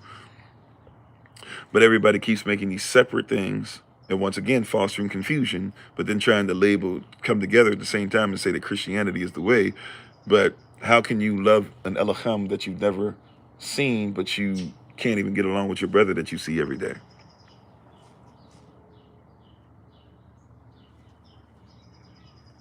Right? And by the way, if you kept on going with the statue, when it's iron and clay, you'll notice on 2 feet, 2 kingdoms split, there's 10 toes. Well, if you go to Daniel chapter 7, you'll see that there's 10 horns. That's the first time we see 10 horns. And 3 of the horns are plucked out, and 1 horn comes up. That's the Roman Catholic Church that comes up. But what did they do?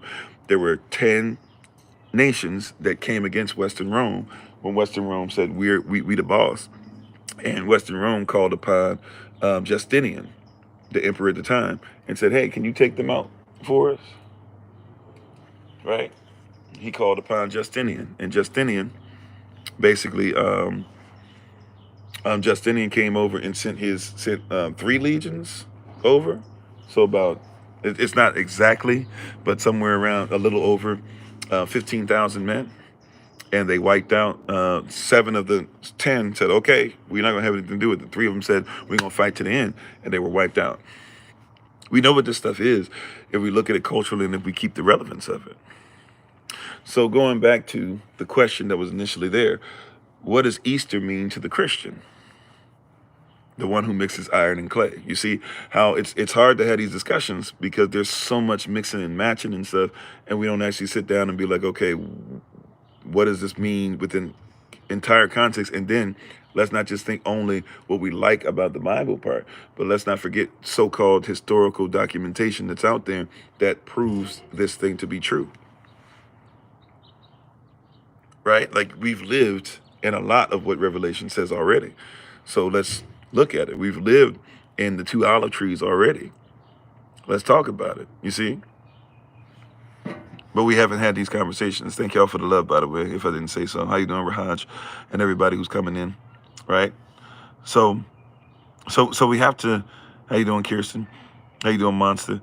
So we have to get all this stuff, kind of get a lot of stuff out of us and put a lot of stuff back in us. We have to crucify the flesh and rid a lot of stuff. We need a trash collection, right? It's time to put the stuff out on the pavement. And now we need to start making sure that we do a lot better in what we're bringing in the house.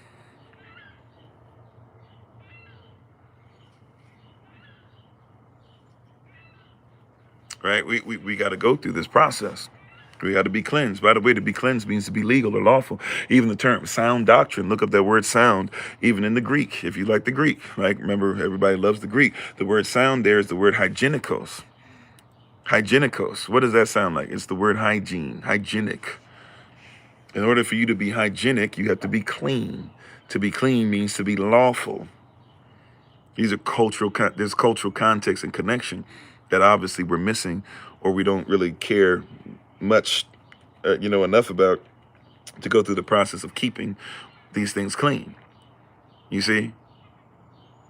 So if we can't admit that we've been messed up, or we can't admit that we need, that we've grown in a manner where there's some stuff that does need to be broken off of us, you will never put ourselves in a position where we're connected to the true vine, so that the husbandman, Yahweh, can come through and cut. You heard me? Like, Yahweh's going to come through and he's going to cut. You hear what I'm saying? It's time for him to come through and he's going to cut.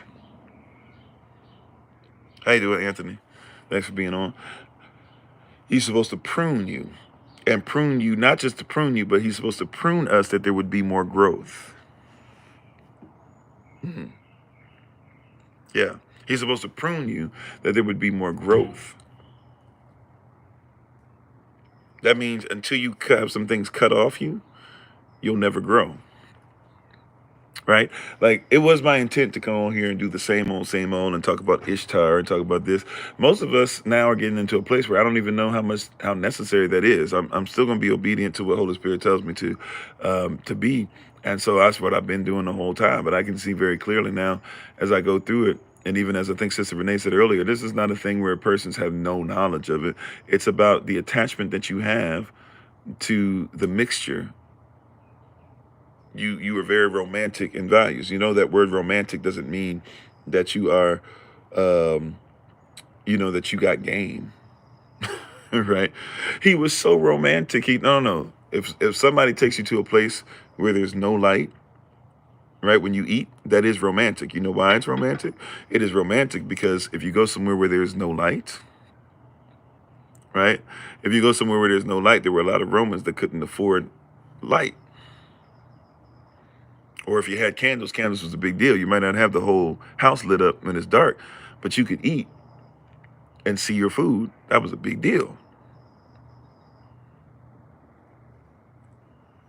Believe it or not, that was a big deal. So because you could do this, see, a lot of you guys only think about Rome from the perspective of the rich.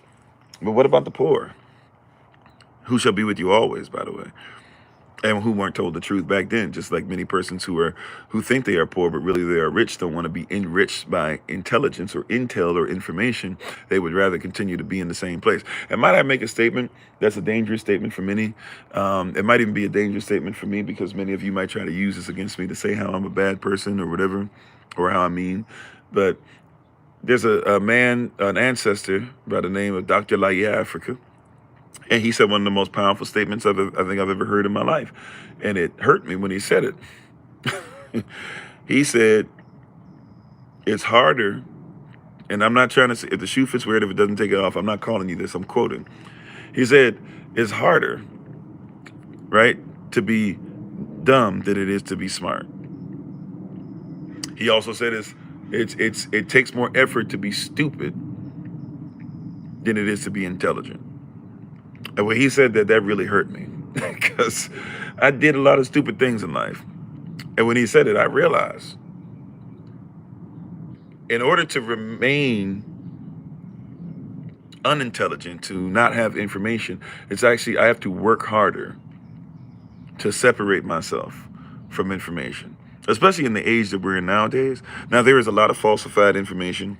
I get that, and it's hard to see what's real and what's true to a certain degree. I get that as well. But in order to remain without information, that's what intelligence just means you have information, right? So in order to remain unintelligent, to remain uninformed, it takes more effort than it does to be informed.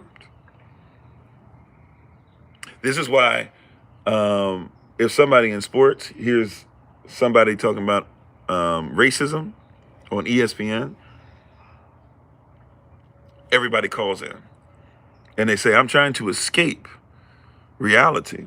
What are they in essence saying? I don't want information. I came here to watch gladiators or to hear you talk about the gladiators, and for me to be in Rome and talk about crucify him or kill him or let him live or whatever. That's what I came here for, not to be intelligent, not to be given information. And that's really the problem with Easter, is that it's in an environment where you want to be able to go. This is what persons want. A lot of persons don't even go to church except for Easter, right? Sometimes y'all go for Christmas services too, but Easter is like y'all Super Bowl. And a lot of cats are not going to touch a church again. So this ain't even really about church. This is about your heart. This is about your mind. And this is about you, like, you feel guilty, right? This is supposed to be when he got up. He got up. He got up with all power in his hand. And you're going to go to your assembly and you're going to hear, or somebody else's assembly, because it ain't really yours, but maybe your mom or somebody went there, or your wife goes there, or whatever, somebody goes there, your child invited you, or your dad goes every Sunday and he's going to force y'all to come Sunday, or if you're going to come to Easter Sunday dinner, you better come to Easter service or something like that. And so you're going to show up and you're going to hear all this stuff. And then you're going to feel great. Some of you will even come up to the altar because emotionally, and you'll go through something called the prayer of salvation, even though biblically there's no such thing. That's right. It's going to be standing room only. Places to where they can barely get 5 or 6 persons to come on a regular basis. You're going to see 100 people show up today. And everybody's been practicing. The churches have been practicing. I'm not telling you what I heard. I'm telling you what I used to go through. Oh, they've been practicing, not just the music. The ushers have been practicing. People that aren't even ushers are going to be helping this one day, because there's an expectation that today, above all days, that room is going to be filled. Places that usually only have one service will have 2 or 3. Places that have 2 or 3 will have 5 or 6. Right? Some places they're going to have services that start at 6 a.m. and they're going to keep on going with services until 9 p.m. It's going to be all day. And then the Sunday after, there'll be a few that say, and then the Sunday after that, it'll probably go right about to the same thing it is. This is a day, though, that they know a lot of persons are coming through. They might make a lot of money. They might, whatever the case might be, right? It could just be that they feel great, that they have a lot. They feel like they have an opportunity to preach to persons they never preached to. There's a lot of things that are going to go on, right? But it's not because of righteousness. And they're not going to tell you that you're showing up for something that is against the word of Yah. There's going to be a lot of fashion show stuff going on for sure. Dress to impress, dress to the nines, dress to the T's, whatever you call, whatever the expressions go. Right? Everybody going to have their shoes on. The shoes are going to match. And the bubblegum outfits, my people. I'm not throwing shade, but my people, man, I swear, the bubblegum outfits, boy. The men, the sisters, I ain't gonna hold you. The sisters, y'all do all right. The hats thing be a little much for me, but mama, do your thing, whatever. The brothers, the bubble gum, the gators. Oh my greatness! I ain't even mad at it. I'm just saying the flamboyance is about to be crazy. Right? I'm glad I'm up here stuck somewhere where I can't see much. I'm gonna be stuck in the house today and let everybody have fun today. Whatever family day stuff I do that they want me to partake in, I'm cool with it. But I'm not gonna see. But it's gonna be crazy work. We were riding around yesterday, somewhat close to where I am, and there there were two girls, and I don't know if the other person was a girl or a boy inside the outfit, but there were two girls, and then there was a guy in an Easter bunny suit, or a girl in an Easter bunny suit, just on the corner. Not near a gas station, not near a church, not with the just somebody out there in the Easter bunny outfit, waving. Right? California. Not too far from San Francisco, a place where everybody says, oh, this stuff don't matter. Oh, this stuff is entrenched right in the midst of your stuff. It is important. You said don't pull out the old pics of you. I probably got some crazy pics too. I ain't gonna hold you. I got to think about it. I couldn't afford to be too flamboyant. I wasn't the person that could afford the new outfit just for Easter. I never. Well, I don't know. There's probably someone out there with me. I mean, I know I got some crazy looking stuff out there, especially those of you who know how I look now. There's definitely some crazy looking stuff that I have in comparison. But you should just had to tell your daughter the Easter bunny is not a real thing. Yeah, even in that, can we just, because Holy Spirit have your way. We in the midst of, we gonna let Holy Spirit have her way. She's had her way the whole time, but we just gonna wrap, because it's very apparent to me. I keep trying to go back to my notes, and Holy Spirit's like, it's not going to happen today, right? Ishtar, if you know about Ishtar, if you don't, when we get to our Q&A on Thursday, feel free to go ahead and say, hey, can you actually give me the rundown of Ishtar? We've done it so many times, by the way. You can look it up on our YouTube channel. Just type it in our search engine on the channel, Easter, and you'll see stuff going back years now that you can go into, even though they cut off our old YouTube channel, but you should have at least 3-4 different things at this point dealing with that, or holy days in general, right? So if you don't know the Ishtar connection, if you don't know that Ishtar was an actual person, if you don't know that Ishtar was married to Cush, and then Cush, when he was defeated, she married his son Nimrod, and that was her son too. And then that she said that Nimrod was the son. That's where you get the S-U-N as the S-O-N, not from Christ, but from her. Once her son was defeated by Shem and others, right? That she said that her son, because she was very sexually promiscuous, but she wanted to keep power. So years after her son passed, she said that her son was Nimrod, and his rays had impregnated her. And that's how she had the child that was supposed to be the promise, because everybody was waiting on the Messiah even back then, right? So she said her child was the Messiah, her son Tammuz, who actually died of a boring incident. He was gored. Right? And so if you don't know that piece of it or whatever, that's where the Ishtar or Easter name even comes from.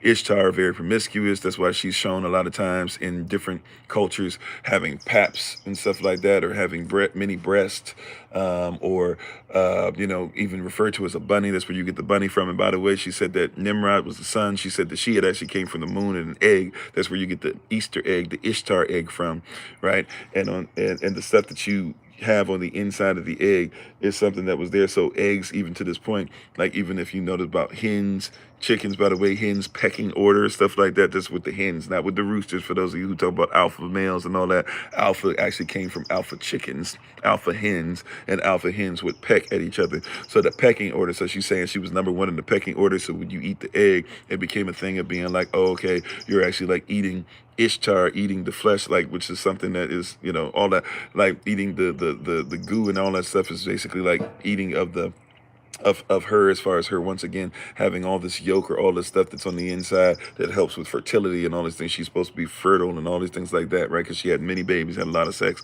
etc. So if you don't know that part, let's just make that clear. But Holy Spirit is making a point. I can see that's not where this is going today. I can see that's not where this is going today. Right? You said you thought Nimrod was killed by Esau. Well, if we look at Nimrod, especially the Nimrod we're talking about specifically having to do with the building of the Tower of Babel, Esau was not alive yet. Even though Nimrod did last a long time, he lasted a lot more years than persons think in the Bible. But Esau wouldn't have been alive when Nimrod would have been defeated by Shem. Shem wouldn't have been alive when Esau was alive. So, different one. There are different Nimrods now. So you're not necessarily off. I'd have to see if the one you're talking about off the top of my head, I'm not seeing that in scripture. Doesn't mean it's not there. So I can't say that. Well, I'll leave that there. I can't say that the other Nimrod that would have been around during the time of Esau. And I think they're talking about the Esau's spirit, or the Nimrod spirit, or the spirit of Nimrod. But I have to look. I'm being honest with you. I have to look, so I'm not saying you're wrong. But the Nimrod I'm talking about that was defeated by Shem, because if you know how the story goes, they ripped, even going to the book of Jasher, right? You can see that they ripped apart Nimrod's body, and they put his head here, piece of his body here, torso here, etc. They did all that stuff to remind everybody, because Shem was like, we're not going back to a flood situation because of you. Even though y'all had already promised, but Shem's mind was like, hey, I just came off that ark. I know how this works, and you're not going to be up here doing evil, right? But yeah, so when we get into this, yeah, you have to. So that being said, if you didn't know about all that, now you at least have heard of it. How you doing, Sister Taylor? You at least heard of it. How you doing, Ron? Thanks for being part of the community, and thanks for the love, rather. Excuse me. How you doing? Is it Macaroni Tony? And is it Metsy Lips? Thanks for being part of the community. But yeah, and talking about these things. So even in the Easter Bunny, we don't even know the pervasiveness. But think about it. Even in that, you're going to have these services today with the Easter Bunny, or during so-called Christmas, which is winter solstice, which is Saturnalia. You're going to have, and we've shown videos even when we've done some stuff at SOC and everything, where we've shown videos on our Zoom sessions and stuff where persons can see Christmas celebrations where Santa is flying in sleighs above the congregation, and you've been to Christmas services or just services in the month of December where everybody's wearing antlers. I would venture to say, if you still go to church, there's probably persons that have been walking around for months now, or at least weeks now, with bunny rabbit ears and stuff. I know that I've been to churches to where they give out Easter bunny candies during the service. We obviously know famously there's Easter egg hunts going all the way to the White House. And all of this stuff is not only sacrilegious, not only is it pagan, it is antichrist. Now, I asked the question earlier, what would the Christian tell you Easter is about? It's supposed to be about how Christ got up on the third day. Right? That's what it's supposed to be about. Good Friday is supposed to be about his death. And they tell you the gospel. Remember, Godspell is a compound word. So it's Godspell. We don't do spells. We're not witches, and we don't do spells for God, right? Or any gods, for that matter, right? But the Godspell. Oh, you said Esau cuts Nimrod's head off while he's hunting? No. Okay. Yeah, I'm going to have to look and see. I don't think.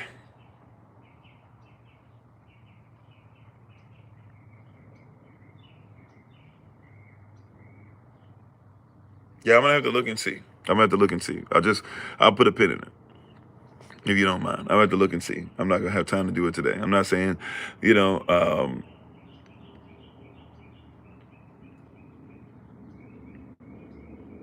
I have to look and see. Yeah, another great place, to be honest with that, if you want to get better instruction than what I'm able to give you right now, What's His Face on YouTube does an excellent thing about that. His very first episode, and all the stuff he's been going for years now, but his very first episode he put on YouTube, Truth Unedited, I believe is his name, Truth Unedited. Check out his very first video. He's going to talk about a bunch of stuff, by the way, but I think it's 20-30 minute long video, something like that. Maybe longer than that, but he's does a great work. He talks about that specifically.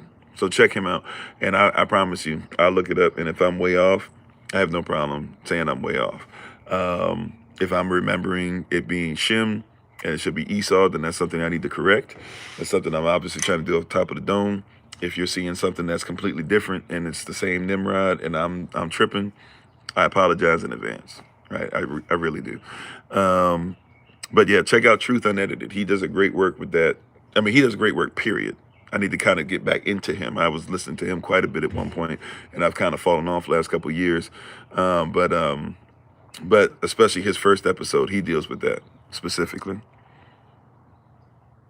Yeah, he does a series on the history of religion, a lot of stuff. He has a lot of, I found, I'm be honest with you, I found very rarely, like, he don't miss. Like, it's very rare that I've seen something I'm like, you know. And even with those things, though, to be honest, he'll even tell you like this is kind of up in the air. So I give him credit for that too. So yeah, if you get a chance, check out Truth Unedited, his first video that he did. I think that it is very informative concerning that. And I'll go back and watch it too. And then I'll go back and read Joshua 27 and make sure that I'm in the right. Once again, I make mistakes too. So if I'm wrong, I'm admitting if it's something that I'm wrong in, if it's something that I can grow in or whatever, you know, I'll come back and I'll repent of the teaching, you know. So I'll just put a pin in that. Right.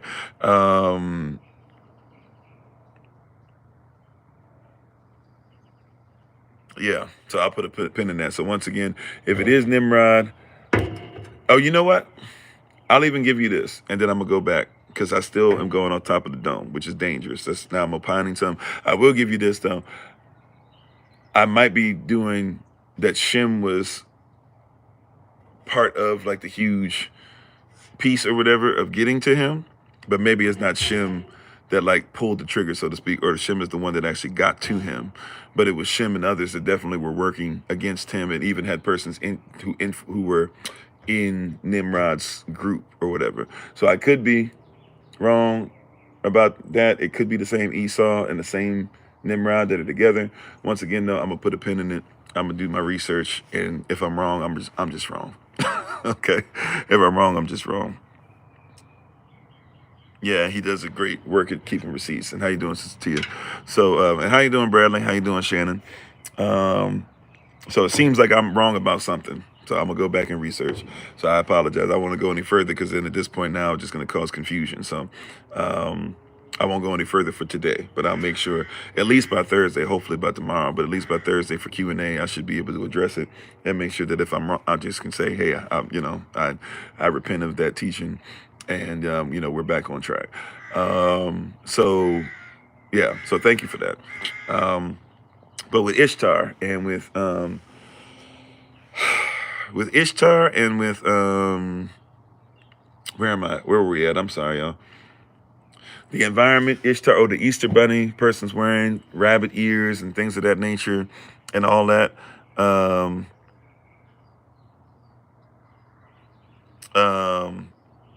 all these different things that were going on.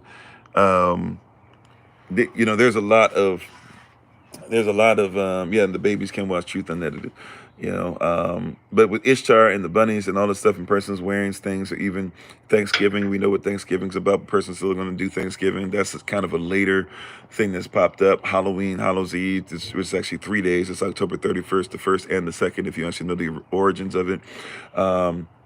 And now persons trying to say it's Hallows Eve because it's holy, and hallowed be thy name, therefore it's holy. But that's holy according to their culture, right? Even a lot of persons don't know about the Roman Catholicism in that, where it's a mixing and matching of cultures. Christianity, Roman Catholics, Orthodox Christians who are Protestant, you know that like there's really only, you know, Christianity, there's really only 2 types of Christianity. I guess you could say 3, but one is under another one anyways. There's either your, you know, really everybody is, Christian, mixing iron and clay. However, if you're Orthodox Christian, it means you're Eastern Rome. If you're Roman Catholic, it means you're Western Rome. And if you're Protestant, it means that you eventually fought to be against what you came out of in Western Rome.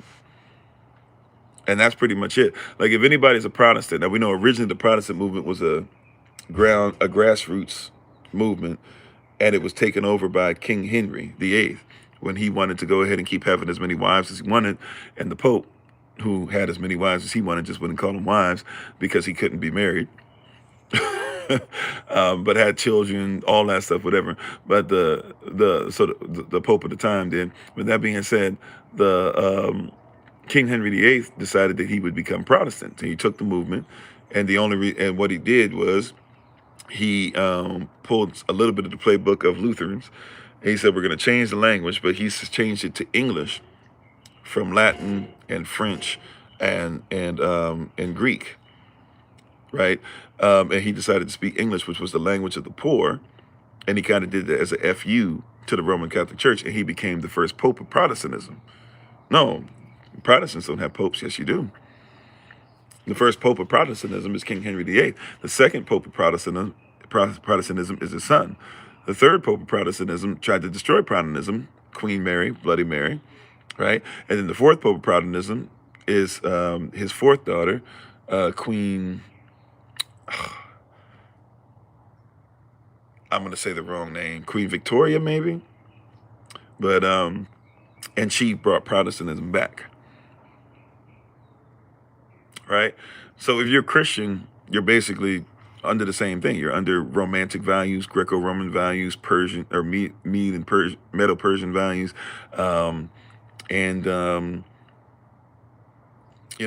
Babylonian values, Mesopotamian values, which is what Abraham came out of. So you're supposed to be out of it, right? You in the world, but not of it. Come out of her. That should be the mindset. Come out of her should be the mindset. How you doing, King Say? But a lot of persons are trying to stay in there. You said East Coast, or West Coast beef. I mean, kind of, sort of. That's what you're dealing with Orthodox versus whatever, Western. That's all it is East, West, Rome. That's it. So y'all really the same. You're dealing with the same thing. You say, how can we explain this to our children in a way that they understand and don't feel left out? I would say this, first of all, so this is why we're big on biblical stuff. And I'm sorry, is it Canna Brits Incorporate? Please forgive me if I'm saying that wrong. And Shannon and everybody coming in here. How do we explain this to our children? And how you doing, Siren, if I didn't say so already? I would, or if I'm pronouncing that right. And what is it? Art Cartel is on as well. Thank you, everybody, for being on TikTok, YouTube, joining us today. Hopefully all is well with you and your family. How you doing, Rosalind D. Smith? Shalom, peace, shalom. The Bible talks about building a nation. How you doing, Sister Deborah, by the way? Shalom to you. The Bible discusses building a nation. You said teach them how to accept being separate and left out. Yeah. That's one of the things that, we shouldn't worry about peer pressure, or watch this, even pressure from those who are not our peers. Right? Like, those who don't believe in the word are not our children's peers. And that sounds weird. This is why I like homeschooling as much as is possible. I believe is one of the best things you can do. And those who do a lot of classes with us and stuff, and now, especially since the summertime is coming up, don't forget, we're going to be bringing back a lot of stuff that we were doing in years prior and stuff. And even last summer, we were doing some of this as well. But we're going to bring this stuff back heavy and hopefully continue it now.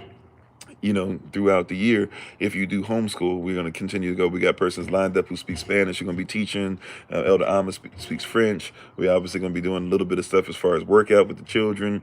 We're going to be trying to come through now a lot more too and visit everybody more and more and do more stuff. So be ready for that stuff coming up, because isn't school, I don't know about everybody, school year pretty much over, right? Like once we get to May, we pretty much, everybody going to start kind of phasing out, right? Until August or September, something like that. If I remember correctly, it's been a minute since I've been in school. Solomon's never been in school. So I don't know if I'm in the ballpark. I think so. But anyways, and all the stuff that we're doing is about building a nation. This is one of the things that's missing the most out of the word of Yah, more than any other time in the story of mankind, and his story and our story and your story and Yah's story, is we're supposed to be a nation. And now a lot of persons don't like the fact they're even trying to call it cults and stuff, but persons are realizing that it's not just about, if you think that calling yourself an Israelite or saying I'm in the kingdom or saying I'm a follower of the way or I'm a truth or I'm a non-Christian but I follow the Bible is enough. It's about community and building something that's going to go into the next generation. And the lessons that a lot of us are learning when we're older are the lessons that we should have been given when we were younger, right? So in building a nation, not everybody's part of your nation, and that's okay. And it doesn't mean you have to be mean to them. See, we don't have to take the cues from the world. We don't have to take the cues from the West. We don't have to take the cues from the United States corporation. We do not have to take our cues from the corporation or even the kingdom, depending on where you are, in England or London, right? We don't have to take our cues from Australia. Prison encampment. By the way, America was a prison encampment as well. That's why it's wickedness that is so pervasive still to this day, right? You say Hebrew is real, but I don't know. It's many mixed nations now. Well, once again, the standard.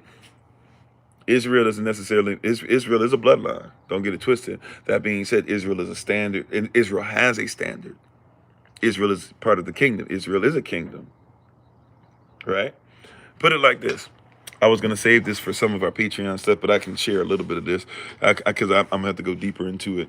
But prayerfully, you'll get, not just you, but all of us who are listening, and those that listen later, etc., will get this. You have to realize and recognize how kingdom works. And I'm not saying you don't know how kingdom works at all, but let's be honest. Most of us were raised in democracy, or were raised in mock kingdoms to where the person who has power still doesn't really have power, right?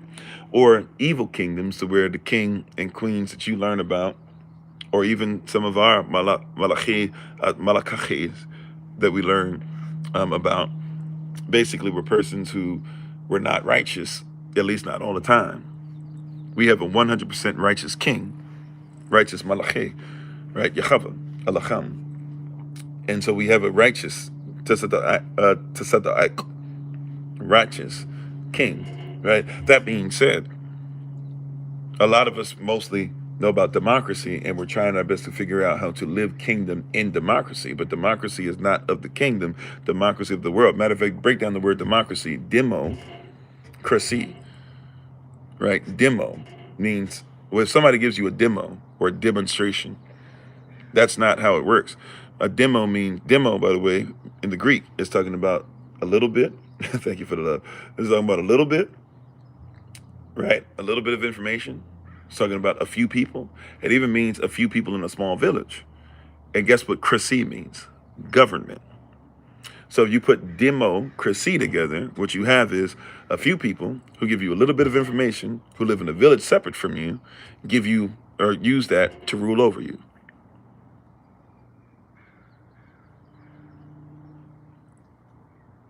That's what democracy is. So when you keep talking about democracy, it's not even the same ballpark as kingdom. And you're trying, a lot of persons, even in church, you're taught, let's vote on this, let's do this, let's do that, let's cast lots, basically. Let's see who can do whatever. No. The king says, Malachi makes a statement, and we move. That's how we operate in kingdom. As our king says, boom, boom, boom. Remember, this is what law actually is. Whatever a king decrees is law. So the Mosaic law is 613 laws during a certain time period that we still adhere to. That doesn't mean, though, that those are the only laws. Whatever your word says is considered to be law if you are in the kingdom. Law doesn't give rights, it protects rights. And thank you for the love. But you said our president wants to rewrite the American Constitution. What do I think of this? To be honest with you, I mean, I don't know if he's rewriting it per se, but I mean, I guess, yeah, he's trying to change certain values or certain things there. But to be honest, everything that the president stands for is something that every president stands for. I think that, right? Every president sets precedents. George Washington, and he's not the first president, by the way. There's, right, as far as American presidents, I know there are other presidents that were black outside of this as well, or colored, etc. But as far as presidents go, the 9th president, who we call the first president, George Washington, he said that he couldn't, it said that he could not tell a lie, and he chopped down a cherry tree. But little do we hear about the stories like George Washington, who was a Virginia slave owner. Like George Washington was one. The second president, John Adams, worked for him, so had to work for a Virginia slave owner. The third one, Thomas Jefferson, was a Virginia slave owner. The fourth one, Madison, was a Virginia slave owner. The fifth one, Monroe, was a slave owner. The sixth one, the son of John Adams, John Quincy Adams, he had to work for one. The seventh one, they changed the game up. He was a slave owner, Martin Van Buren, but he was from New York, and he was Dutch, and he was the only president whose first language was Dutch and not English, right? But then after that, you go to the eighth one. Is that when we get to Andrew Jackson? Andrew Jackson, Tennessee slave owner, or maybe it's not Andrew Jackson yet. I think so, yeah. Andrew Jackson, Tennessee slave owner, but he went to school in Virginia, so he had to go under the same thing. So all these presidents set precedents. The Constitution was never really supposed to be for you, at least not if you're not sovereign. Like, you have to realize the Constitution, once again, democracy. You guys don't, not you guys, not, if the shoe fits, wear it. If it doesn't, take it off. I hope you guys don't take offense to what I'm saying. I'm not pointing the finger at any particular person, right? But put it like this. It wasn't just that black folk couldn't vote in the beginning, right? Like, it's not just that black folk. I just want to put this in there real quick, right? It's not just that black folk. I see the question about the Quran. I'll see if we have time to kind of put that in there or not. I'll be on for a little bit. I can see this going to be a little longer. Sundays I've been kind of being like putting it around the same time as we normally end, but Sundays we are allowed to go a little longer, so we'll see. But I'll put it like this. So as far as where we are, black folk weren't the only person that couldn't vote. Matter of fact, black folk weren't considered to be people. We don't know what lawful terms mean, right? So in law, this is why law is important. This is why Yahashua, the Messiah, says you should know the law greater than the scribes and the Pharisees. All right? In law, the word people means nation. So when you hear stuff like we the people of the United States, you either have to be part of the nation, considered to be a citizen, right? Which is different nowadays than it used to be. Nowadays, a citizen is an artificial fiction, right? Your birth certificate is an artificial fiction. You sign off with your non-fictional person for your fictional person all the time, right? This is real. This is how law works. This goes back to the times of Canaan, okay? Like times of Canaan, when Canaan was a big deal. We're talking about Abraham coming to Canaan. They were doing stuff like this already. So you're still keeping up with straw men, stuff like that. That's not new, right? But your straw man, your birth certificate is not even really who you are. That's why it's in all caps. Just like in the Bible, when it says Lord, Lord, in all caps, that's not the name of the Most High, right? You have to then look up what is Lord, and then you'll see Yahweh, or some of you say Jehovah, stuff like that. But you'll see Yahweh in there, right? It's telling you straight up that's his name. But you know Lord God. You don't know Yahweh is the name. Elohim is the title. Right? So when we're talking about this, when you see the word people, people means nation. So when it says we the people, were blacks considered to be a person or property? Right? Like many of you have heard about the 3/5 compromise. And so for most of you, you think this means that we were considered to be 60% of a person. That's not how that works at all. That's not how that works at all. Right? If you do the math, and I'm going somewhere with it, I promise you we're going to come right back to it, to where we were and where we're supposed to be. But hear what I'm saying. A lot of you think that you were 3/5 of a person. That's not true at all. You were 0% of a person. You know, right? Because the 3/5 was not to say that you were a person, or 3/5 of something was real or not. The 3/5 compromise was that the South, the Southern territories, right, had gotten way more land and way more property than the North, and they were both supposed to pay taxes to help everybody out. And the North found out that they were doing something where it's supposed to be 50-50, and the North was like, well, wait a minute, you guys have all these slaves down there. Why aren't you paying taxes on them? And the South's response is, well, slaves aren't considered to be persons.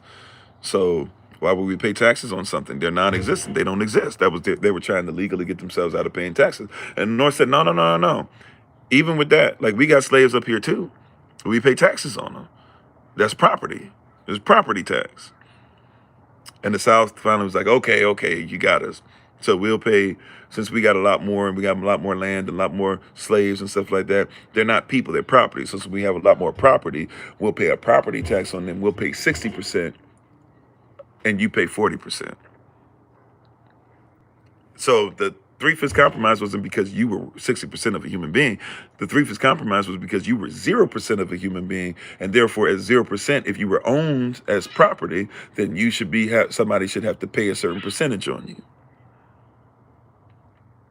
Right? That's what that actually is. You know, it was, I think it was Monroe that helped to put that in place when Jefferson was president. So these presidents set a precedent. But if you keep on going, I mean, we can keep on. I went through Andrew Jackson. You can look at James Polk, another Virginia slave owner. You can look at President 15, I forget what his name was, or number 14 or 15, one of them, I believe Virginia slave owner, maybe he was Texas slave owner. You know, like all of these presidents up until, even including Abraham Lincoln, all of these presidents up until number 18, which is Ulysses S. Grant.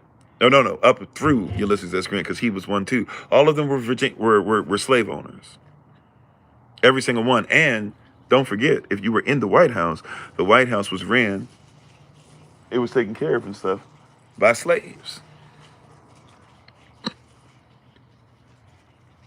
You see that?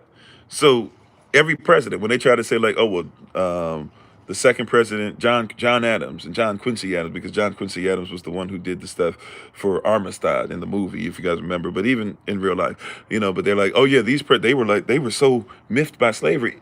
When you were president, you had slaves. Period. So your 4 years that you did, you had slaves under you. The White House, literally, the Washington, D.C. used to be a square, if you recall.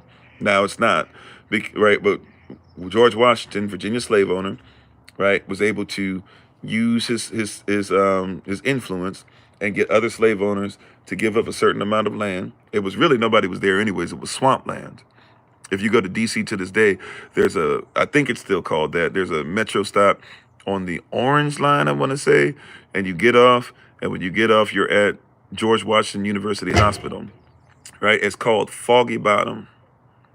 There's a place called Foggy Bottom, and then on another line is George Washington University stop that you get off at. But there's a Foggy Bottom, and you get off at George Washington University, somewhere around there. And when you get off there, it looks all pristine and nice and nurtured. And if you get off on one side of it, you get off at a Whole Foods right there. And there's all this stuff going on. It looks really nice, but it's swampland. Right?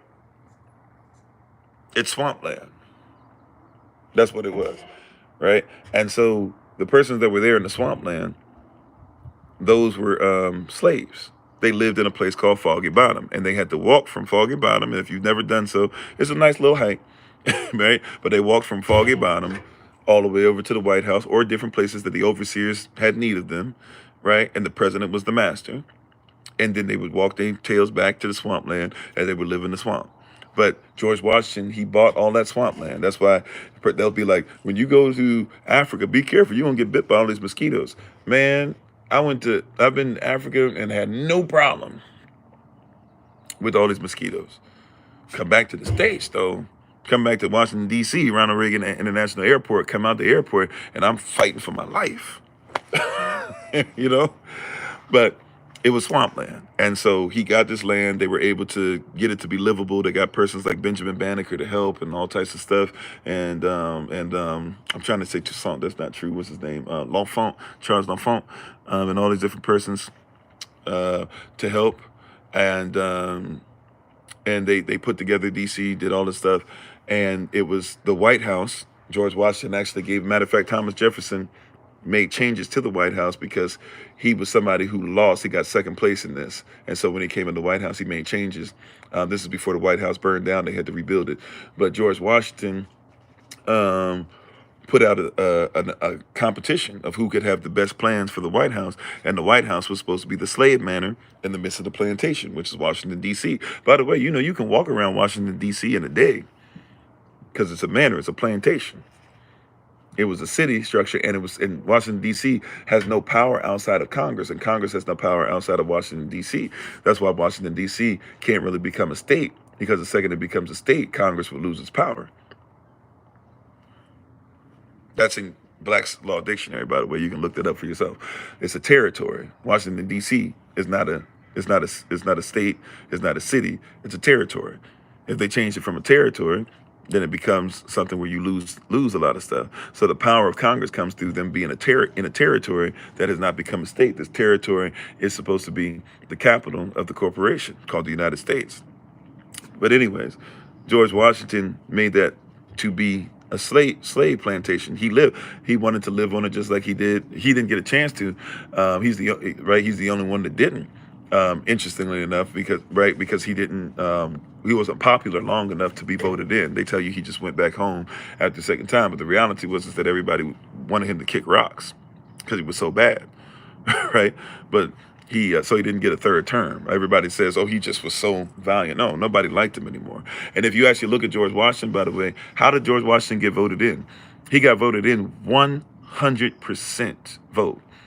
And only 6% of the persons who were in the United States were even able to vote. And everybody had to show their ballot, had to come before everybody, and he got a 100% vote. You think that's how voting works? That you're always going to have 100%? Not just for, like, I can see if it was 10 persons that voted, maybe 100 persons that voted, everybody says 100%. But you're telling me thousands of persons voted and he got a 100% vote. If that happened in any other, when that was happening with Papa Doc and Itchy, right? Y'all said something about that, right? That didn't make no sense. With Baby Doc, it didn't make no sense. Idi Amin, and they didn't, by the way, they didn't get 100%. They were smart enough to say we're not going to do 100%. If that happened, right? If you saw that Donald Trump had won 100% to 0%, y'all would have flipped out. Y'all would have went in the streets. y'all would have went to Trump Hotel and shot the place up. But George Washington got 100%, and everybody's just like, oh. You see what I'm saying? Right? So from the beginning, this has been messed up. Look at Teddy Roosevelt. Teddy Roosevelt said, hey, man, if there were 10 Native Americans and 9 of them got offed and there was only 1 left out of the 9 or out of the 10, and I turned my back and I heard a shot go off, he said, I'd be okay with that. That's a precedent, setting precedents. How you doing, Bruder Charlie? Right, that's a precedent setting precedents. This has been a regular. Abraham Lincoln is in the midst of fighting, supposedly, to unite the Union. And he could have won the war, but he has soldiers all the way in Cali, off in the Khalifa natives. He himself, who's Melungeon, which means he was white, native, and African, grew up as a slave. It was able to get free and cleanse himself of it. It ended up with slave. He's a slave owner. He marries Mary Todd. When he married Mary Todd had slaves. He was in the White House. In the White House, you had slaves. Let's stop this weird, you see what I'm saying? So even in that, you got to realize and recognize, like when it says we the people, people means nation. And in order to be part of the nation, a nation is a group of persons. Persons is plural of person, right? And you weren't considered to be a person. And by law, you're still not. That's why you become sovereign, because your sovereign person, right, and your artificial person don't mix. There's no such thing. When you hear persons say sovereign citizen, that's why there's no such thing. A citizen of the United States, especially, the citizen, right, is an artificial person, right, that belongs to the federal government, artificial person. And if you don't believe me, what is it, 28 USC 300215 subsection A, B, and C. 28 USC, that stands for United States Code, 28 USC 300215 subsections A, B, and C. So 28 USC 300215 subsection A tells you the United States is a corporation. It's a legal fiction. Boom. Don't even have to do much research on that. 28 USC 300215 subsection A says the United States is not a nation, it's not a country, it is a fiction, it is a corporation. Right? 28 USC 300215 subsection B will tell you that it is many different things, but we'll focus on the one that's called a board. If it is a board, then guess what? A board means that you have to have what? CEO. CEOs are these companies and persons that advertise and stuff like that. But what else do you have? You have a president. You have a vice president. You have a secretary. Right? You have Secretary of State, Secretary of Defense, Secretary of Treasury, Secretary right? You have to have a treasurer. You have to have all these different positions. You have to have congressmen. You have to have person who is the majority, the minority. This is a board. 28 USC 300215 subsection B tells you it's a board. 28 USC 300215 subsection C tells you that it is something that is publicly traded. And what is publicly traded? There's no more gold. Gold standard is gone. So what's left? Now, all this is not fictional. This is real. This is law. You can look at it I just read you United States Code. Persons don't like it when you talk about this. They start falling off when you talk like this because, once again, like we said earlier, it's easier to be in an environment Hear what I'm saying, beloved? It is easier to be in an environment to where it's easier to live by the lie than it is by the truth. So when somebody tells you something that's true, because you have nostalgia for lies, when somebody says this is what is, it's easier for you to tune them out and to say something's wrong with you. But give me a second, y'all. I'm about to lose YouTube because I'm about to lose the charge. I thought it was gonna last a little longer than it did, and it didn't. So if I don't go right now, I'm gonna lose y'all. So give me a second, Salah moment. We'll be right back. If you don't mind, give me hopefully no more than a couple minutes. I just need to get a charger cord, and then we can continue and finish up for the last 30. Maybe we'll go 45 minutes. Be right back.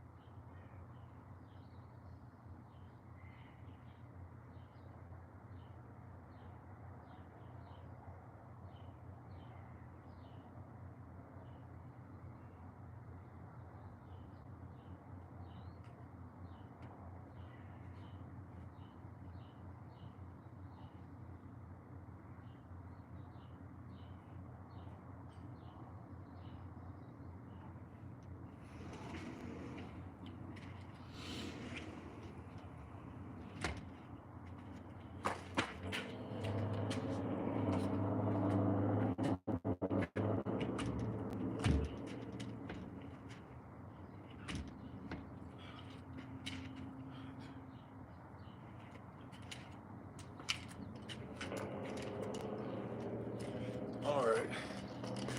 We'll move a little bit. Just so we can make sure that it's charging all right. Excuse me for the pause. I thought we'd have enough charge, but we did not. I don't want to lose anybody on here. So give me a sec. Well, I guess we just have to sit this way. I don't know. Just give me a second. We're setting this up.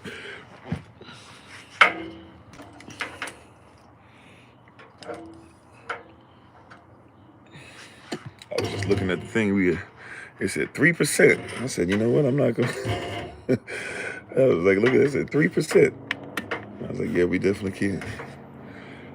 If I keep on messing around with it, I'm about to lose YouTube.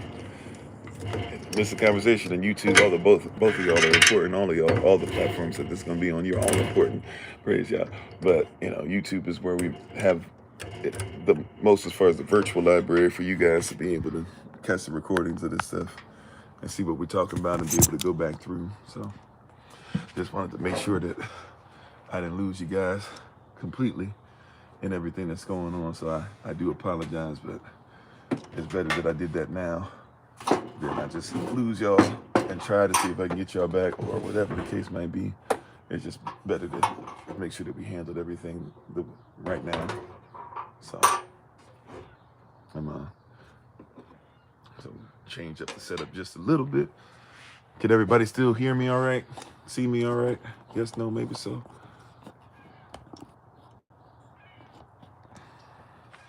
Sorry for stepping away for a little bit. Hopefully we'll catch some of y'all back again that left for a little bit.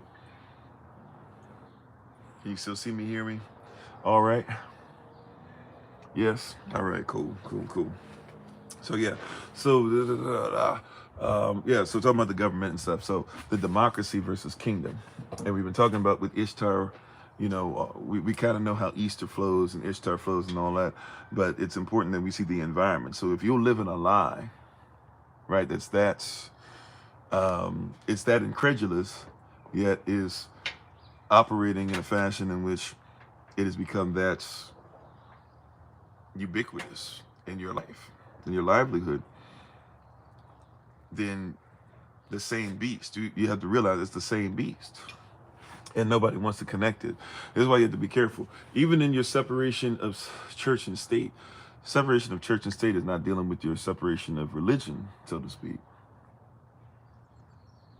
Right? Hear me and hear me well on that. Like your separation of church and state is not necessarily talking about your separation of what you call religion. Religion really is just what a legion of people do repetitively anyways.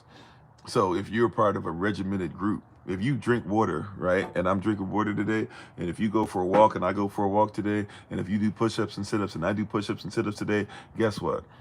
We share a religion, even if we're not in the same household or going to the same assembly or going to the same building. How you doing, Big Roy? Guess what? We're still sharing a religion, right? And this is a religious experience. Ishtar is part of something greater or bigger. Ishtar started as part of the same religious experience as Fat Tuesday and Carnival and Lupercalia and George Washington's birthday, and Thanksgiving and Christmas and at least the Jewish version of Hanukkah, which is, or different things that are there. That this is the same thing. It started the same religion, that makes you believe that it's all right to listen to Denzel Washington preach at you while he can go ahead and do movies that are against the very fabric of what you stand for. You see what I'm saying?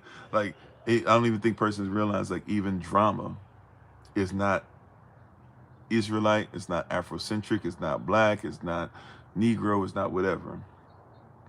Like even drama, when you're so busy being like, we need to have more black persons in dramas, or we need to have more black persons act like black persons in these movies. We need to have, we're tired of having movies about the gods of Egypt. Egypt doesn't have gods. They have Netris. Well, regardless, we need to have more black folk in these movies, right? And they can't just be the servants of the slaves. But you guys don't realize that drama, that these movies are not even African by nature. They're not supposed to be.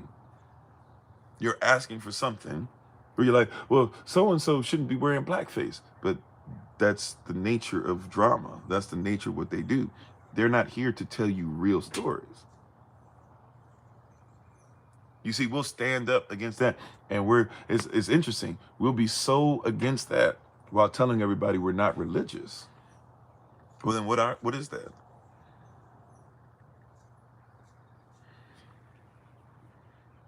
Like, what is that? You see what I'm saying? I'm not religious. I'm not. But what is that when you're putting so much effort and energy and all that into? Like, what would we call that? What should one call that? What will one call it?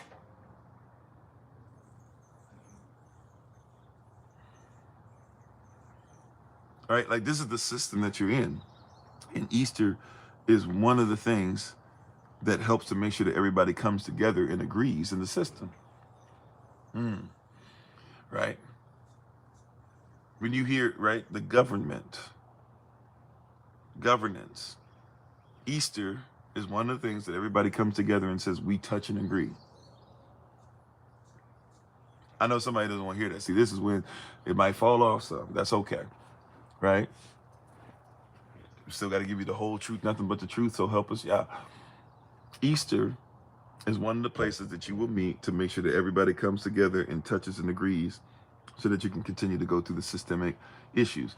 And Easter is, once again, it's not the only thing. It's a place that you meet up. It's a landmark. It's a time. Look, they'll give just about, not everybody, but just about everybody's going to get Easter off now. Right? Just about everybody going to get Easter off. Just about everybody's going to be able to go to that fish fry. Right? You at least going to get the rising off. Right? Chick-fil-A ain't the only place closed down today. Hey, how you doing, children of the Most High? Right? How you doing, Sister Tanisha? Right? Chick-fil-A ain't the only one closed today. At least not for the day.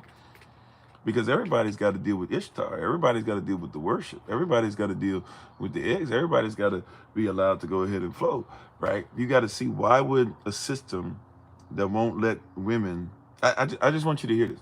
Why would a system that won't let women have time off to raise their newborn children, why would they allow you to go ahead and have Ishtar off? Why would they give you Christmas? Why would they give you a piece of Thanksgiving? Why would they do these things? You said, so when you abstain from participating, you essentially reject the system. Yeah. And that explains, yeah, why persons get angry when you don't participate. And that's a great way of even saying that, right? That's a great way of saying it, right? Just about. Not everybody gets off, unfortunately. And be safe if you're on your way to your job or you have some kind of thing connected, right? But think about that.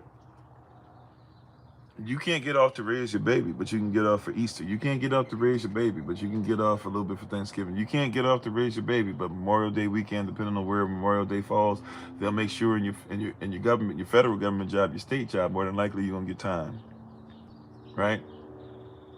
You can't get off for those things, but you can get a whole 3 months off in college or school or whatever. Why is that? Why is, right?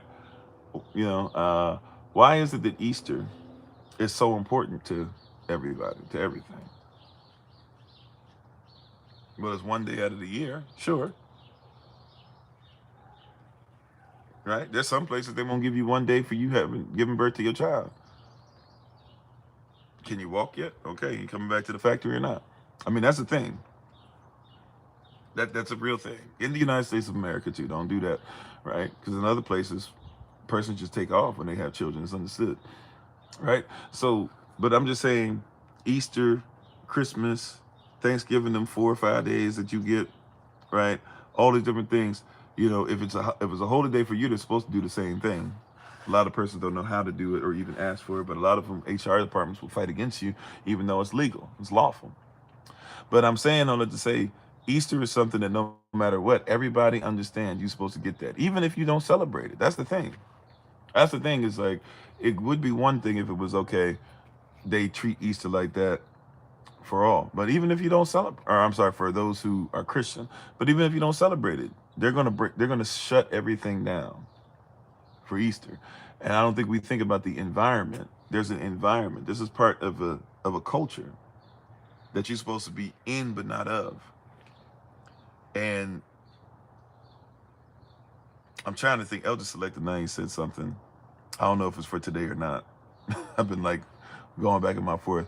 We're going back and forth in my head if this is for today or not. So forgive me. She said quite a few things in the last couple of Saturdays with the "It's the Law" piece that she blessed us with, right? But there's, how do I put this?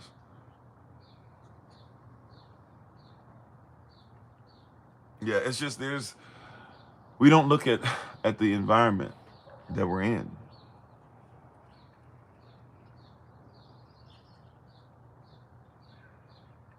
Oh, teacher said tricks for kids. Yeah. The environment that we're in fosters these things and fosters these ideals. Not even ideas, these ideals. And the law, even the law first, now this isn't from this Saturday, this is from a couple Saturdays ago when she preached, but the law first mentioned, whenever you want to know the truth about something, one of the things you can always do is go back to something called the law first mentioned. Go back to when it's first written or when it was first spoken. When Ishtar was first spoken, we know what Ishtar was about. So every time from then on, we should still know what it's about. Right? When Ishtar was first spoken, right, in the languages spoken in the culture it was given, and what Ishtar said about herself, Samarias, right? But now we know that it's Ishtar, all these things that she said, we know what it was about. So it doesn't matter if we 5,000 years removed, it doesn't matter if we're 2 seconds removed from it. If we know what it was when it was first mentioned, how does it become something else? This is one of the things, and how you doing, Ruth?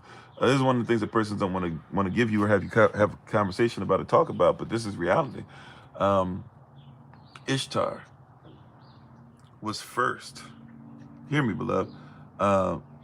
Ishtar, when she was mentioned, she was a woman who tried to turn herself into a spirit from the moon. You said honest. Honestly, how do you know what day Yahshua was resurrected? Well, we know because he gave up the ghost on Passover, right? So Passover would have been the 14th day, also would have been Shabbat, right? So that means that he would have been raised on the second day of the next week, which also is another thing, if we be honest, too, with the Ishtar thing, right? Ishtar can't be on the so-called first day of the week, even if you're going by the Gregorian or Julian calendar. It should be Monday, because Yahshua would have given up the ghost on Passover. So even if you're not going to go by the actual Israelite calendar that he would have used, and that still exists today, you can still go by it, right? But if you don't want to go by that, then why not just go by your calendar the second day of the week? He was raised on the third day. First day, right, that he gave it the ghost was the 7th day of the week. The second day when he was in the grave, right, second day in the grave, whatever, that would have been the first day of the week. The third day when he got up, not 3 24-hour periods on the third day. Third day when he got up, that would have been the second day of the week. Second day of your week is not Sunday. Even in that's a lie, is it not? See, it's a half truth, but a whole lie. How you doing, Brother Vargas? Half truth, whole lie. He gave up the ghost on Passover. Passover is always the 14th day of the month of the first month of the year, right? The 14th day means it's the 7th day, or right, the 7 times 2. The 7th day, therefore, is what? Shabbat. If it's the 7th day, Sabbath, Passover, we keep it holy. He ends up giving up the ghost on Passover on the 7th day. Then the first day of the week, he hasn't gotten up. On the second day of the week, he gets up. So you have to then ask yourself, right? Why is it that you don't do Easter Saturday? And if you were to ask your leadership why they don't do Easter Saturday, all they would tell you is it doesn't, that it's because he got up on Sunday with all power in his hand. If somebody would be more honest with you, some of them will be, they'll tell you that he might not have got up on Sunday, but we still honor him on Sunday. That's at least a more honest answer. There's still some that will be even more honest, and they'll tell you that they don't really care what day he got up. Now, this is kind of terrible, but it's more honest. They'll say they don't even care when he got up. That's like what they say about Christmas. They don't care that he wasn't born on Christmas, because every day is Christmas, but they do Christmas because they want to celebrate his day on that, even if it is Saturnalia, even if it is pagan, even if they are doing stuff like, the Yule log and tying stuff to Odin and all that stuff. They don't care. They just want to do it on that day, right? There are some that just know it's popular to do it on Easter Sunday. There's some that know that they would lose the congregation if they didn't have Christmas trees or Easter bunnies all over the place or whatever. There's some pastors that I've heard say, and some of you have told me say, that, all this stuff is pagan, but my wife likes it, so we're going to keep it up. Shows the importance of finding a wife, not finding somebody to just spend time with. No shade to anybody. I don't know if your wife fits that category. If you're hearing this, pastor, if there's a pastor listening, I'm not trying to throw shade at you or your wife, or pastor's not trying to throw shade at you or your husband. Just letting you know, right? That if it's truth, then let it be truth. Let your yea be yea. Let yea be yea and nay. Let yea be yea and nay nay. Like, just let it be. Amen, Sister Mignon.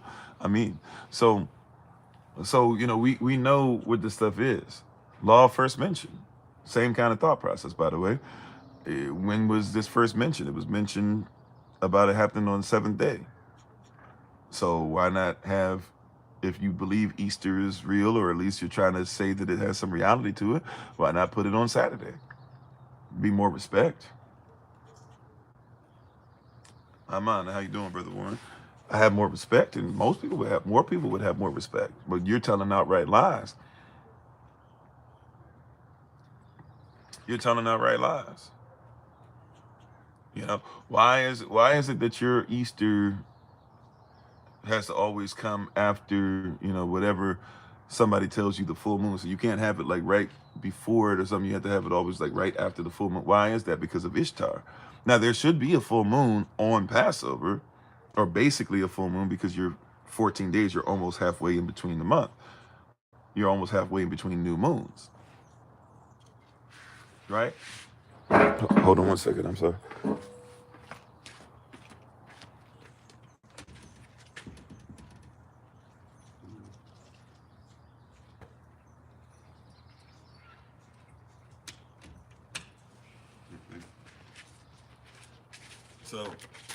So you should have you should have there's things that start to come out. Or, for example, instead of Easter, especially those of you who do import, I'm just saying, y'all definitely out of pocket, right? Because did the Messiah have any pork on so-called Easter? Did the Messiah have any pork on so-called Easter, his Easter meal? Like, we start asking questions and person say, oh, that stuff doesn't matter. Well, but you say you're doing what the Messiah did. See, or somebody would say, well, once again, that's not resurrection. It's just Resurrection Sunday. Okay, question. Did they have an Easter Sunday dinner? Question. Did Yahashua believe in the law? Even the one that you say that you celebrate, who got up? How you doing, babe? My wife is on, the Honorable Almonds. Always check her out on TikTok, YouTube, website, and Pinterest at Bloom and Flourish. Love you, babe. Thanks for being on. You got to ask questions. That's why we have Q&A and we allow questions and stuff, and we try to talk back and forth to you in this platform, these platforms that we've been blessed to have for a little while now. Yeah, we're picking and choosing, right? But Yehoshua, the Messiah, Christ, when you know, when was what about him? When does he preach about Easter? How many times? And this is not a great thing because you can talk about different languages, so I get it. But I think this is a valid point in this context. How many times is Easter mentioned in the Bible?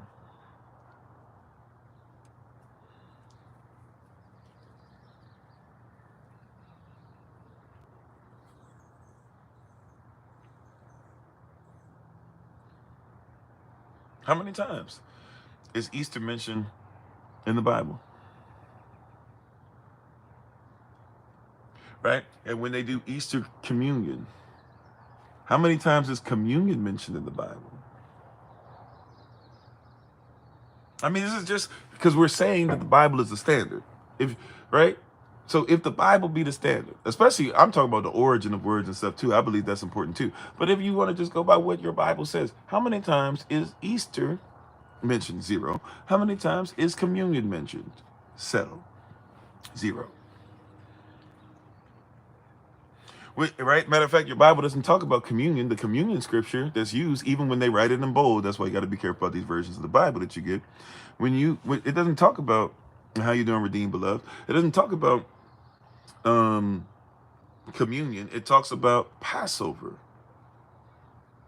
So even when you're going to do something, you got to be honest about it. There's not supposed to be a monthly communion or a holy communion for this days during this week. There's one Passover, well, there's technically 2. There's Passover and then there's makeup Passover. Right? And in Christianity, not only are you taught to mix iron and clay, but a lot of times you're taught not to ask questions.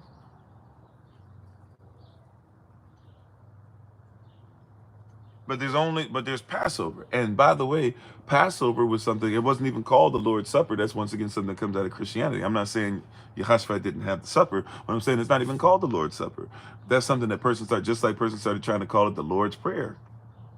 That's a nickname that somebody gave it for different reasons. And we're not saying all the nicknames are bad, but it's not even the Lord's Supper because, right, how long were we doing Passover?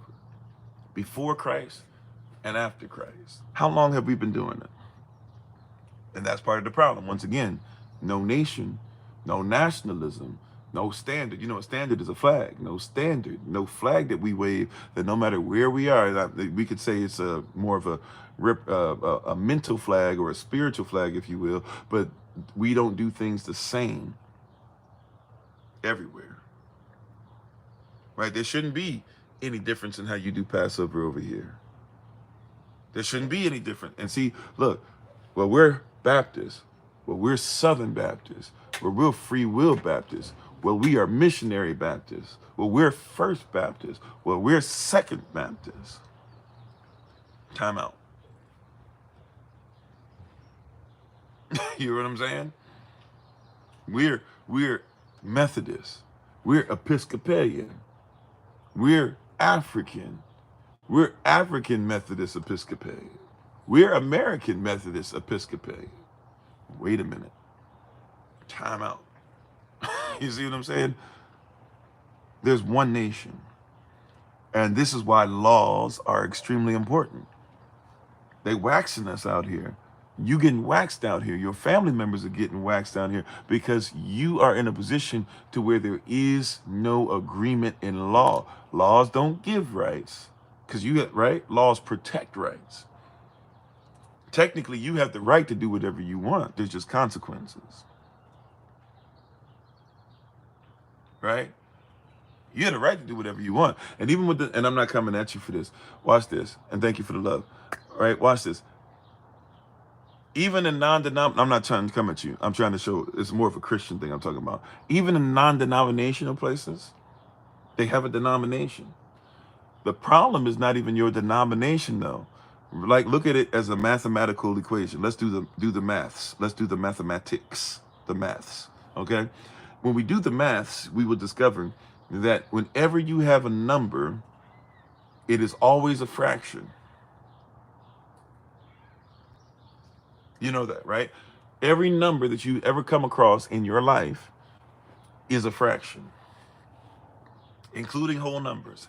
Every single number is a fraction. Somebody said, no, that doesn't make, no. Every single number you ever come across in your life is a fraction.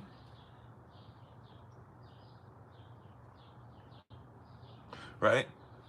If it's 1 plus 1 equals 2, this is what this fraction means. It's 1 over 1. I'll just make it simple today. 1 over 1 plus 1 over 1 equals 2 over 1. It's still a fraction. And even though you might only be thinking about the surface, the numerator, 1 plus 1 equals 2, it would not be a proper mathematical equation if you didn't have the denominator or the denomination. If you don't have the right denominator, then it doesn't matter what's happening on the surface. And what has happened is we're in a society to where Ishtar can exist because there is no proper agreement when it comes to denomination or denominator. There should only really be one denominator, and that denominator is kingdom, is Christ, is Elohim. That should be the denominator. Everything else is contingent upon the denominator, and we have to go back and do the math because we have different denominators. I got love for our IUIC brethren, right? I got love for SOC. I got love for whomever.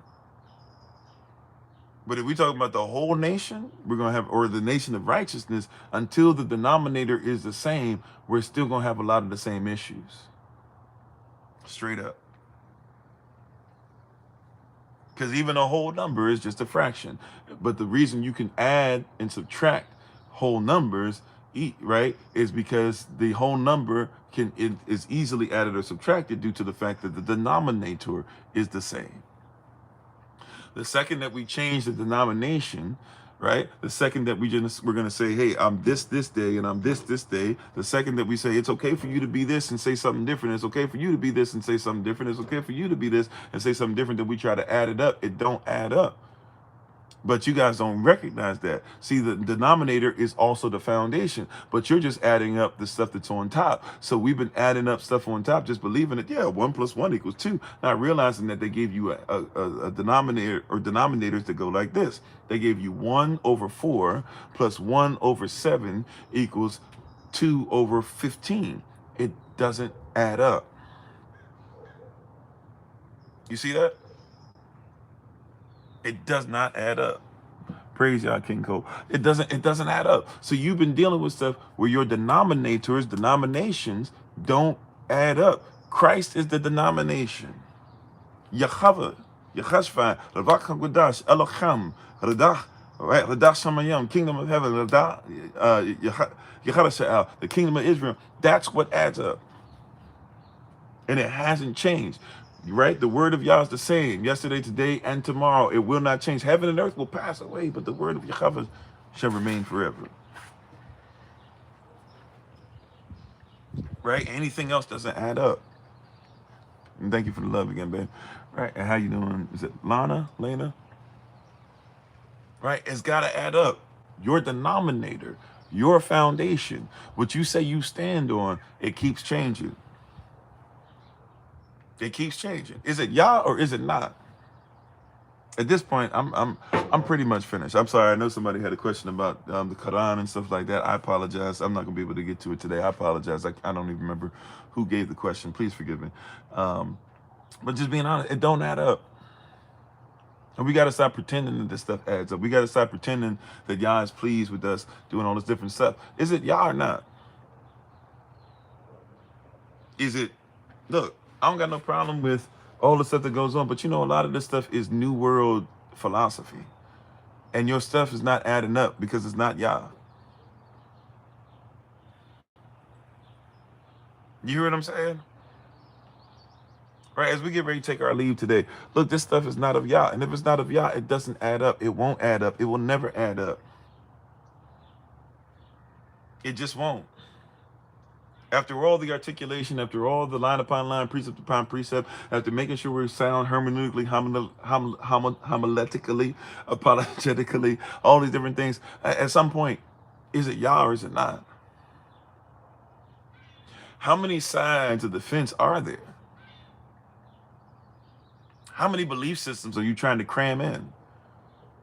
Why is it your belief systems don't go through Yah? Why is it that Yah has to match your belief system? And then you sit up there talking about, oh, well, now that I'm there. Yeah, 0 times 0 is 0. By the way, some of us are adding upon 0, trying to go 1 over 0 plus 7 over 0 equals 8. Yes, 8 over 0. That means it's still 0. No foundation is even more dangerous than having a wild foundation. And a lot of us have no foundation, and we can't wait to bring as much new age stuff into everything. How can I figure out how to still make sure that the soothsayer will be honored, right? Because I don't want to give up the things. That's what we're saying. It's the mixing of iron and clay. I don't want to give up the soothsayer, but at the same time, I want to please Yahweh. That's Balaam doctrine. You're warned against it in Revelation chapter 2, verse 14. Read Numbers 22, 23, and 24 if you don't know what it means. You're warned about doing anything that's taken away from kingdom, but you can't wait. Oh yeah, you know what? This person who doesn't even believe what I believe, who is against what I believe, who is of a spirit, and just because I'm getting worked up. It is what it is. Look, I'm getting excited. I'm not mad at anybody. I hope nobody takes it a certain way, right? But hear what I'm saying. You're dealing with persons who were led by spirits. And guess what? Demons will give you enough right things for you to live unrighteously. You don't think demons have anything to do with Easter? You don't think demons have anything to do with the Baphomet spirit? You don't think demons have to do with anything with bunnies being on every corner?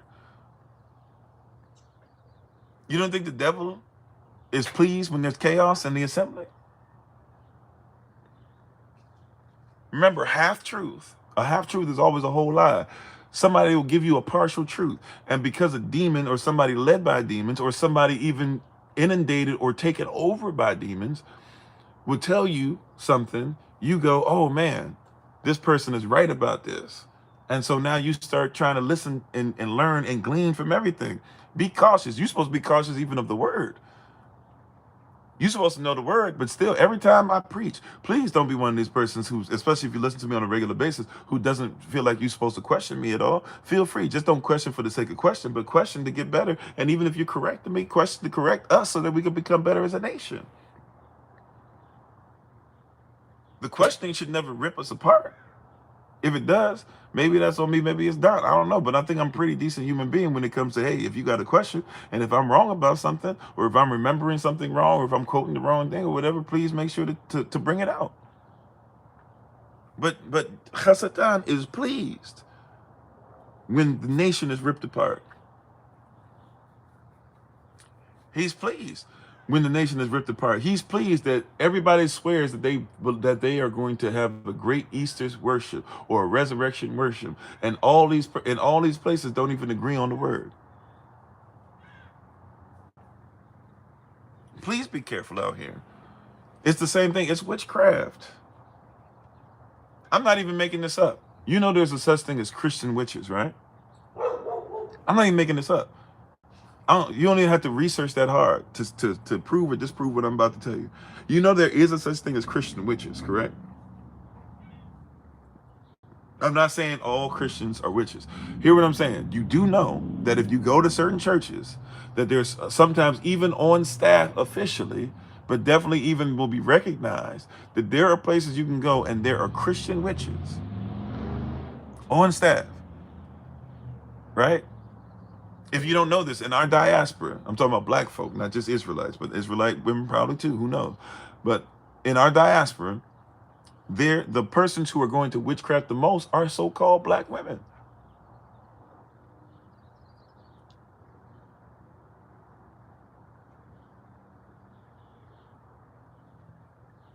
Because they felt so insecure. Not even insecure, unsecure more so, because you guys will think if I say insecure, it means that, they have problems. So they felt so unsecured that they were looking for anything, and most of them just go to witchcraft.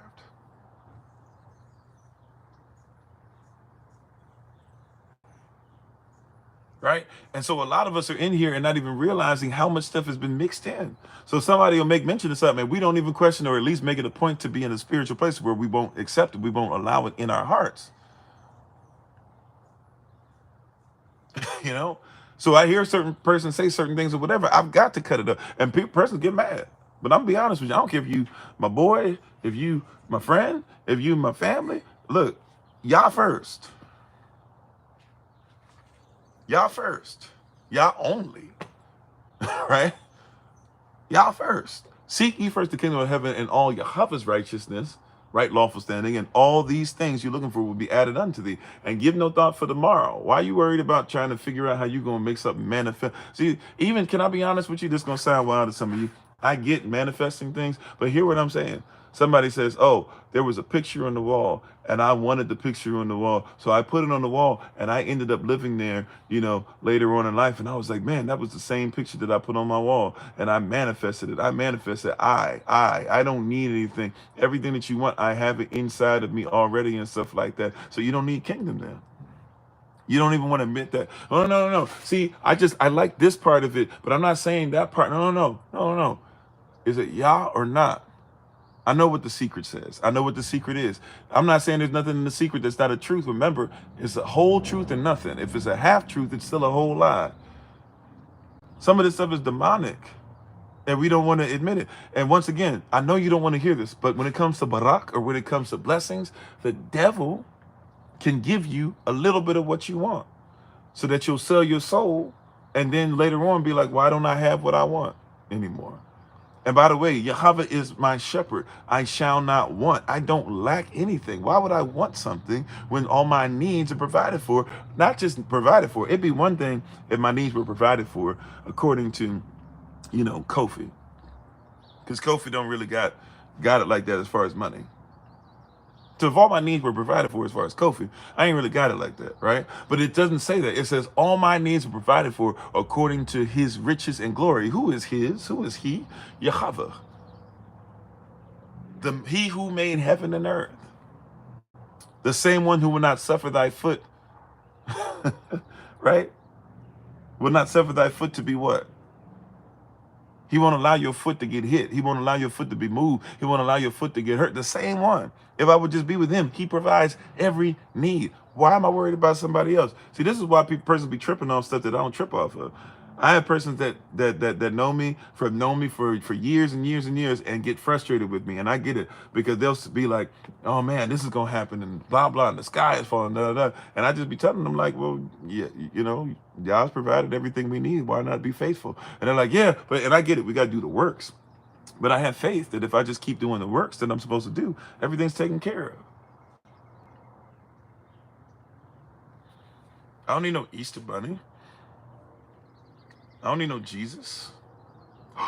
Yeah, because Yahashua is his name anyways. He's not half man, half Zeus.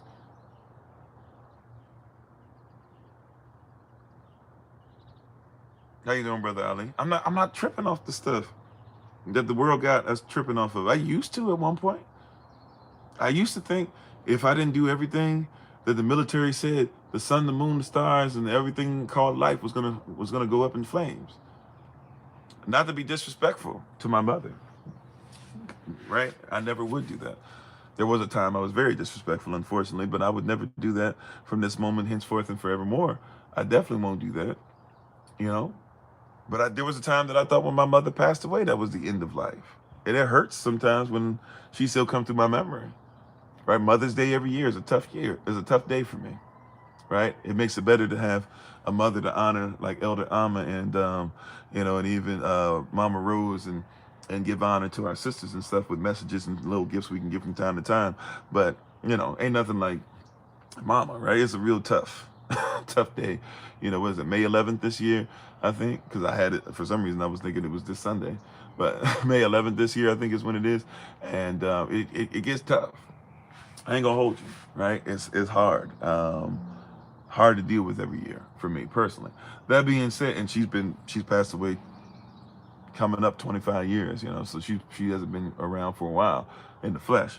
You know, but that being said, still, she passed away And there was a time where I thought that was everything, and how was I gonna make it past, and went through a deep depression and all this stuff or whatever. But my mom would be the first person, if she was still here, she'd probably slap me in the face if I ever was to be like, well, since she's not here, that y'all's not still with me. It's y'all first. She taught me better than that. You know what I'm saying? She taught me better than that. She would look at me strange, like, you not gonna preach the word because I'm not here? She taught me better than that. She'd be ashamed if her son was not going to stand up for righteousness. Even if it was right, even when we disagreed on what righteousness was, she still would be ashamed if I didn't stand up for what I felt righteousness was. Right? You have to put y'all first. And this is part of the problem. This is part of the environment, unfortunately, that's been fostered, that's told us that it is okay to continue to celebrate. Not just even acknowledge, but to celebrate false spirits. So I've learned in my life, put y'all first. Putting y'all first and deciding to be qualified to be a husband before I became a husband is what allowed y'all to say, I'm going to give you a wife that you are unqualified for within yourself, but because you obey the law, I protect your right to have something that within yourself you were unqualified for. Oh, that's Holy Spirit. I don't know if I can run that back. Somebody might just have to rewind that, because I don't know if I'm going to be able to say that again, but I'm going to try. How you doing, Brother Vincent? I'm going to try to say it one more again. I'm going to see if I can say it. Or something similar to it, right? Putting y'all first meant that I became, this is the law, by the way, I became a husband, right? Before I found a wife, I made sure that I was qualified according to y'all's standard to be a husband. And because of that, he gave me something called a wife, according to his standard, right? Something that within myself, I was unqualified for. My greatness. But when you're in y'all's will, you were qualified for things that by yourself you don't deserve. So when I say he provides all my needs, he provided a wife. Not a girl, not a girlfriend, not a wifey, which, by the way, that's a very derogatory term. That's a term talking about pimping. Pimps had wifeys, okay?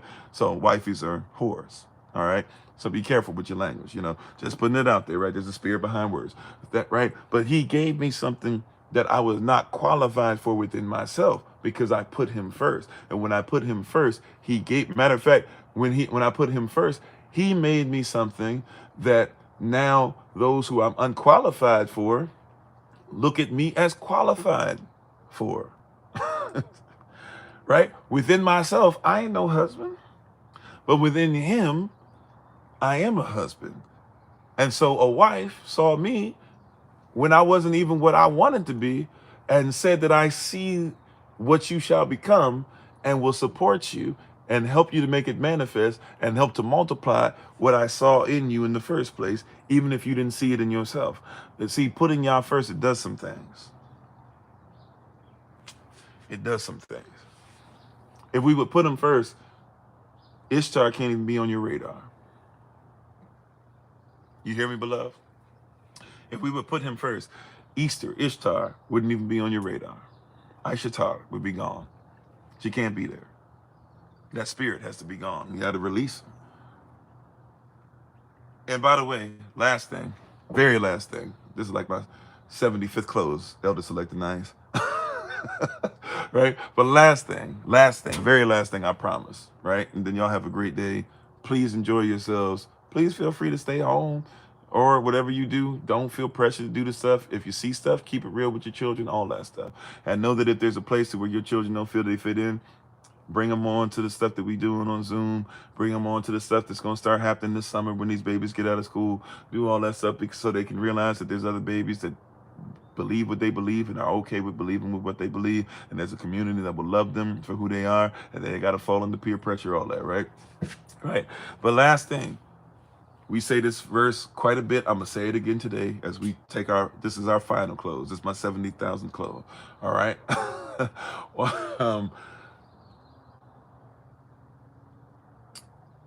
Luke chapter 12, verses 51 through 53. Luke chapter 12, verses 51 through 53. And thanks for being part of the community. Is it Connect for Life or Connect for Life Date Club LLC? Okay. Thanks for being part of the community. All right. So so one of the things, some of you already know what I want to say, but I'm not going to say. Let me say obedient. One of the things that we're going to say, we're going to leave it here after this. Not one of the things, well, one of the things, but we're going to close. Anyways, Holy Spirit, help me focus. All right. Luke 12, 51 through 53. This is the Messiah speaking. This is who speaking? Not Kofi. But who? The Messiah, right? Okay. Luke chapter 12, verses 51 through 53. It states as follows. This is the Messiah speaking, not Kofi. Okay? He said, suppose ye, which is a lawful term, right? Suppose ye means what? Suppose, a supposition. It means that there's a covenant, there's a contract, but just in case somebody's not aware, like somebody's trying to make the contract out to be something different, I can present to the judge a supposition. In other words, hey, this is what we meant when we signed the contract. So just in case something not making sense, I want you to know what we base this off of.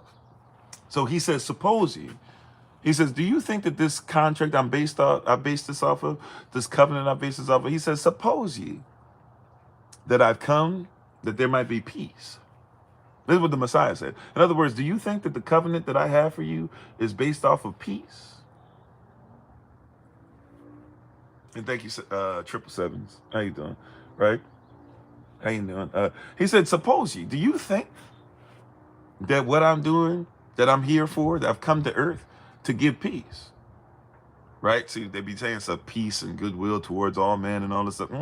The Messiah said, suppose ye, the covenant, do you think the covenant that I'm coming to reestablish and make sure it's renewed, make sure we get back to eternal covenant, do you think that that's for peace sake? And this is his answer, not your answer, not their answer, his answer, Messiah's answer. He says, nay, no. He says, not peace, but division. Now watch this. It's not division within the kingdom. It's division, right, between who? Not just even the world, but those in Israel who say that they are in this and are really not. You ready for this? Watch this. Verse 52, he says there'll be two in one house and three, or he said there'll be 2 for it and 3 against it, or three for it and 2 against it. He says in verse 53, he said mother will be against daughter. This is true. Persons don't want to do this because this is when the rubber meets the road. Are you in? Does he come first? Is he the head of your life? Is he your Lord? Not just your Savior, so you can say, save me. He says, is he your Lord? He says in verse 53, he says, mother will be against daughter. He says, this is not going to be pretty. He says, and father will be against son. This is not going to be about your close friendships, right? Right in your house, right in your family. There's going to be some of this because there are persons who are not going to be obedient. Everybody has free will. And by your free will, you want to be in the will of Yah. But by somebody else's free will, they don't. But there's only one other place that they're going to be in, and that's satanic stuff. Just because you came out the same bloodline doesn't mean that everybody, I'm just trying to show you. So he says, even within your own communities, your own families. How you doing, Corbin? Even within your own communities, your own family, he says straight up, be ready for mother to be against daughter and father to be against son, mother-in-law against daughter-in-law, and father-in-law against son-in-law. He's saying, right, and aunties and uncles and all that stuff, be careful, right? And lions and tigers and bears, oh my, there's going to be friction. There's going to be stuff. It's supposed to be acceptable, which is your reasonable service, be a living sacrifice, right? Renewing of your mind, right? Be not conformed to this world, but be transformed by the renewing of your mind. Realize that while you are renewing your mind, that Greek word there, that a lot of persons want to go to the Greek, that Greek word there, pneuma, is talking about pneumatical, pneuma, P-N-E-U-M-A. That word pneuma there is literally speaking about the stoic thought that marries the spirit, the body, and the soul together. While you were having stoic thought, repairing the spirit, body, and soul relationship, there's somebody out there who is okay with having their stuff tethered to satanic ritualistic realistic mindset and time frames rather than eternal mindsets that go beyond time. And by definition, therefore, the two cannot exist in the same place. And if they do, they will fight. I can't even say that again. By definition, right? By definition, the two cannot exist. They cannot coincide. Oil and water can't mix. They might look like they mix for a season, but eventually they have to become oil and water again. And you are trying your best to make excuses. I know I'm not even in your house. I'm just giving you the word. Let the word be what's up in your house. Look, for real, the two cannot exist at the same time.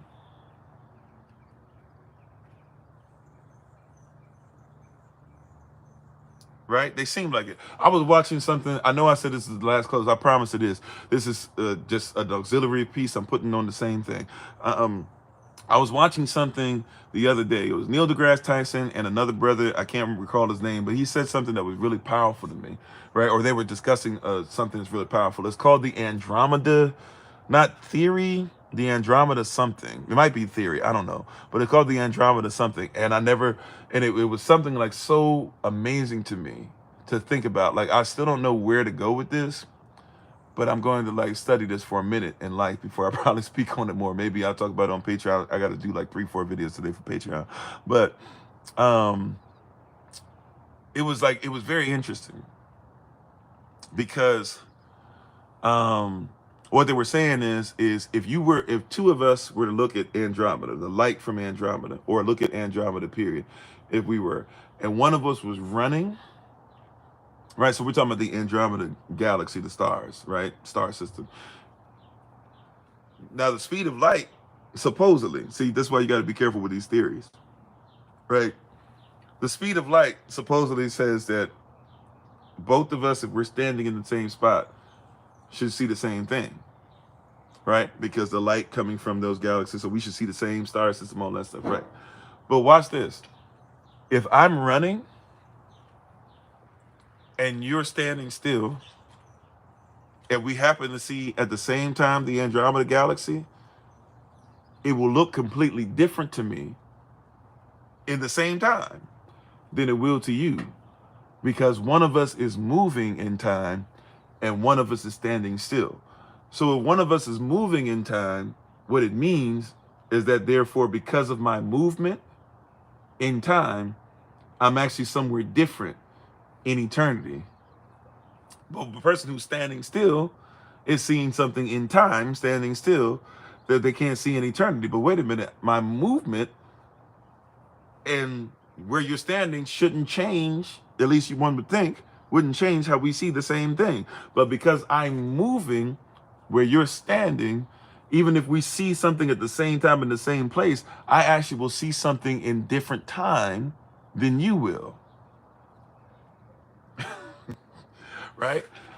So even though we're in the same place, how I'm moving and how you're staying still, right?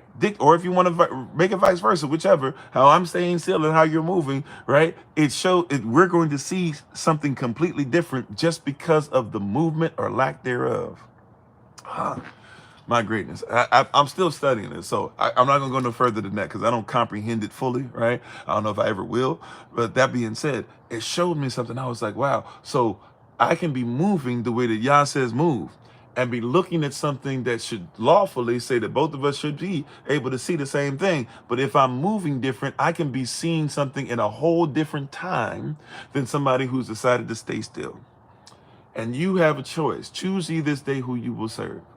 You're going to keep doing the Ishtar thing. You're going to keep doing the worldly thing, right? You're going to keep doing all these different things, or you're going to move, right? The choice is yours, right? You're going to stay in the same thing and keep talking about that you see what everybody sees, but by definition, by law, you can't see what somebody who's moving sees. And even if you see it in a different time. This is how some of you will be. Have you ever noticed you have arguments with persons and you're like, man, well, I remember seeing it like this. I remember that like totally opened up my eyes because I was like, wait a minute. Well, now we got to consider something. Was somebody moving and somebody staying still? Because maybe I was having an argument with somebody, but really they might have been moving when I was standing still and they might have been in a whole different time, Or when I say I didn't see it like that, you see what I'm saying? Right? And this is what happens with the world. I don't see it like that, but you're not even moving in Yah. You're so busy standing still, right? And continuing to allow confusion in your life. But because the fact that I'm moving, I'm in a whole different flow. By the time you finally catch up, you got to start moving to catch up to what I'm saying.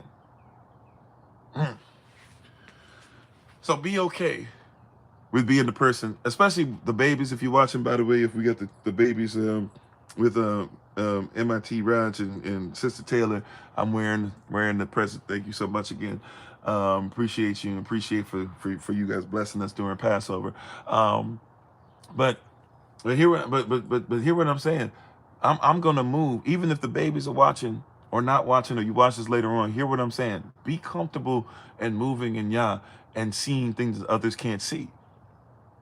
He set it up to where when you move, you see different. When we move in Yah, we see different. We're not supposed to see the same as somebody who's standing still.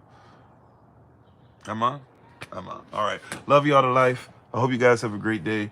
Nothing else planned for today.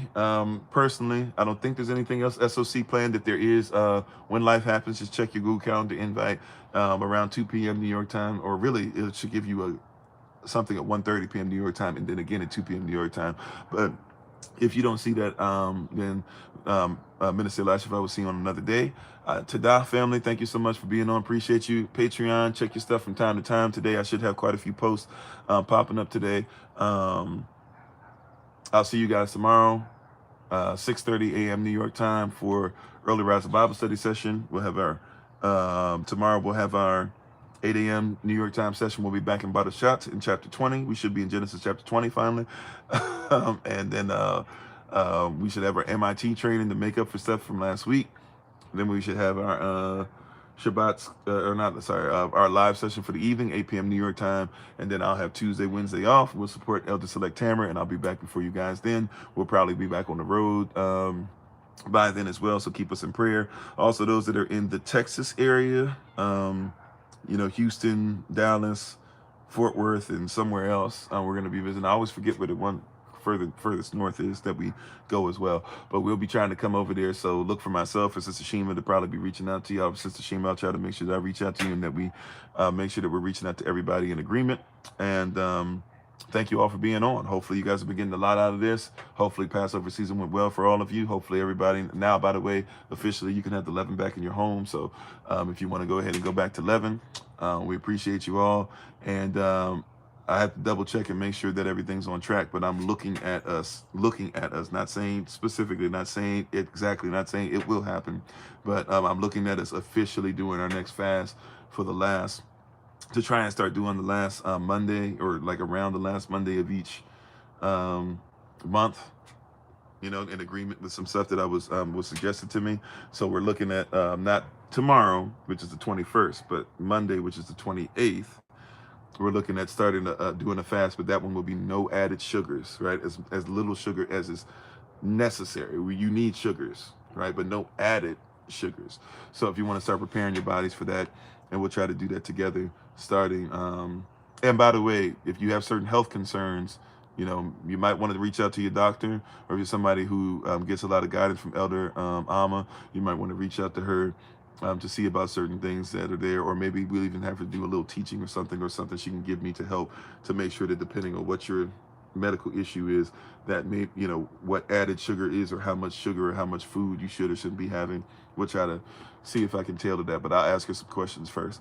But Tada, Mashapachi, thank you, appreciate you. Thanks for going on with us. Some Sundays we do go a little long, so we went a little longer today. Thank you for being on. I really appreciate you all. We lift you up in value. And we hope to see you guys. Thank you for the brothers who came out last night for our men's meeting. We had a great time with the 5 Love Languages book. Sisters, you guys are the Saturday coming up. So on the 26th, you guys should be meeting up for the women's meeting. And everything should be back on track with those. All right. Love you. Appreciate you. Continue to do great things. Aman. And We give our honor and praise to the Most High. We give our praise and honor to Him for my wife, the Honorable Alma, who lives a life that's able to be honored. As always, you can check her out on TikTok, YouTube, her website, and Pinterest at Bloom and Flourish, not A-N-D, the letter N, Bloom and Flourish. She is a healer, herbalist, chemist, and biologist, balanced by degree. Much love to everybody in the family. Continue to be in righteousness. And as always, it's been Pastor Kofi, Pastor Servant to Christ, where we are always changing lives one mind at a time, but being the voice of the voiceless and speaking the unspoken. And until we have the great privilege, opportunity, and responsibility of being in front of you all again, please remember, as always, that you are loved, you're necessary, you're majestic, you're fearfully, wonderfully made, and you, which is all of us working together, will be the reason why people who are in this system no longer have to be of it. Shalom, take care, and we'll talk to you guys soon. Peace.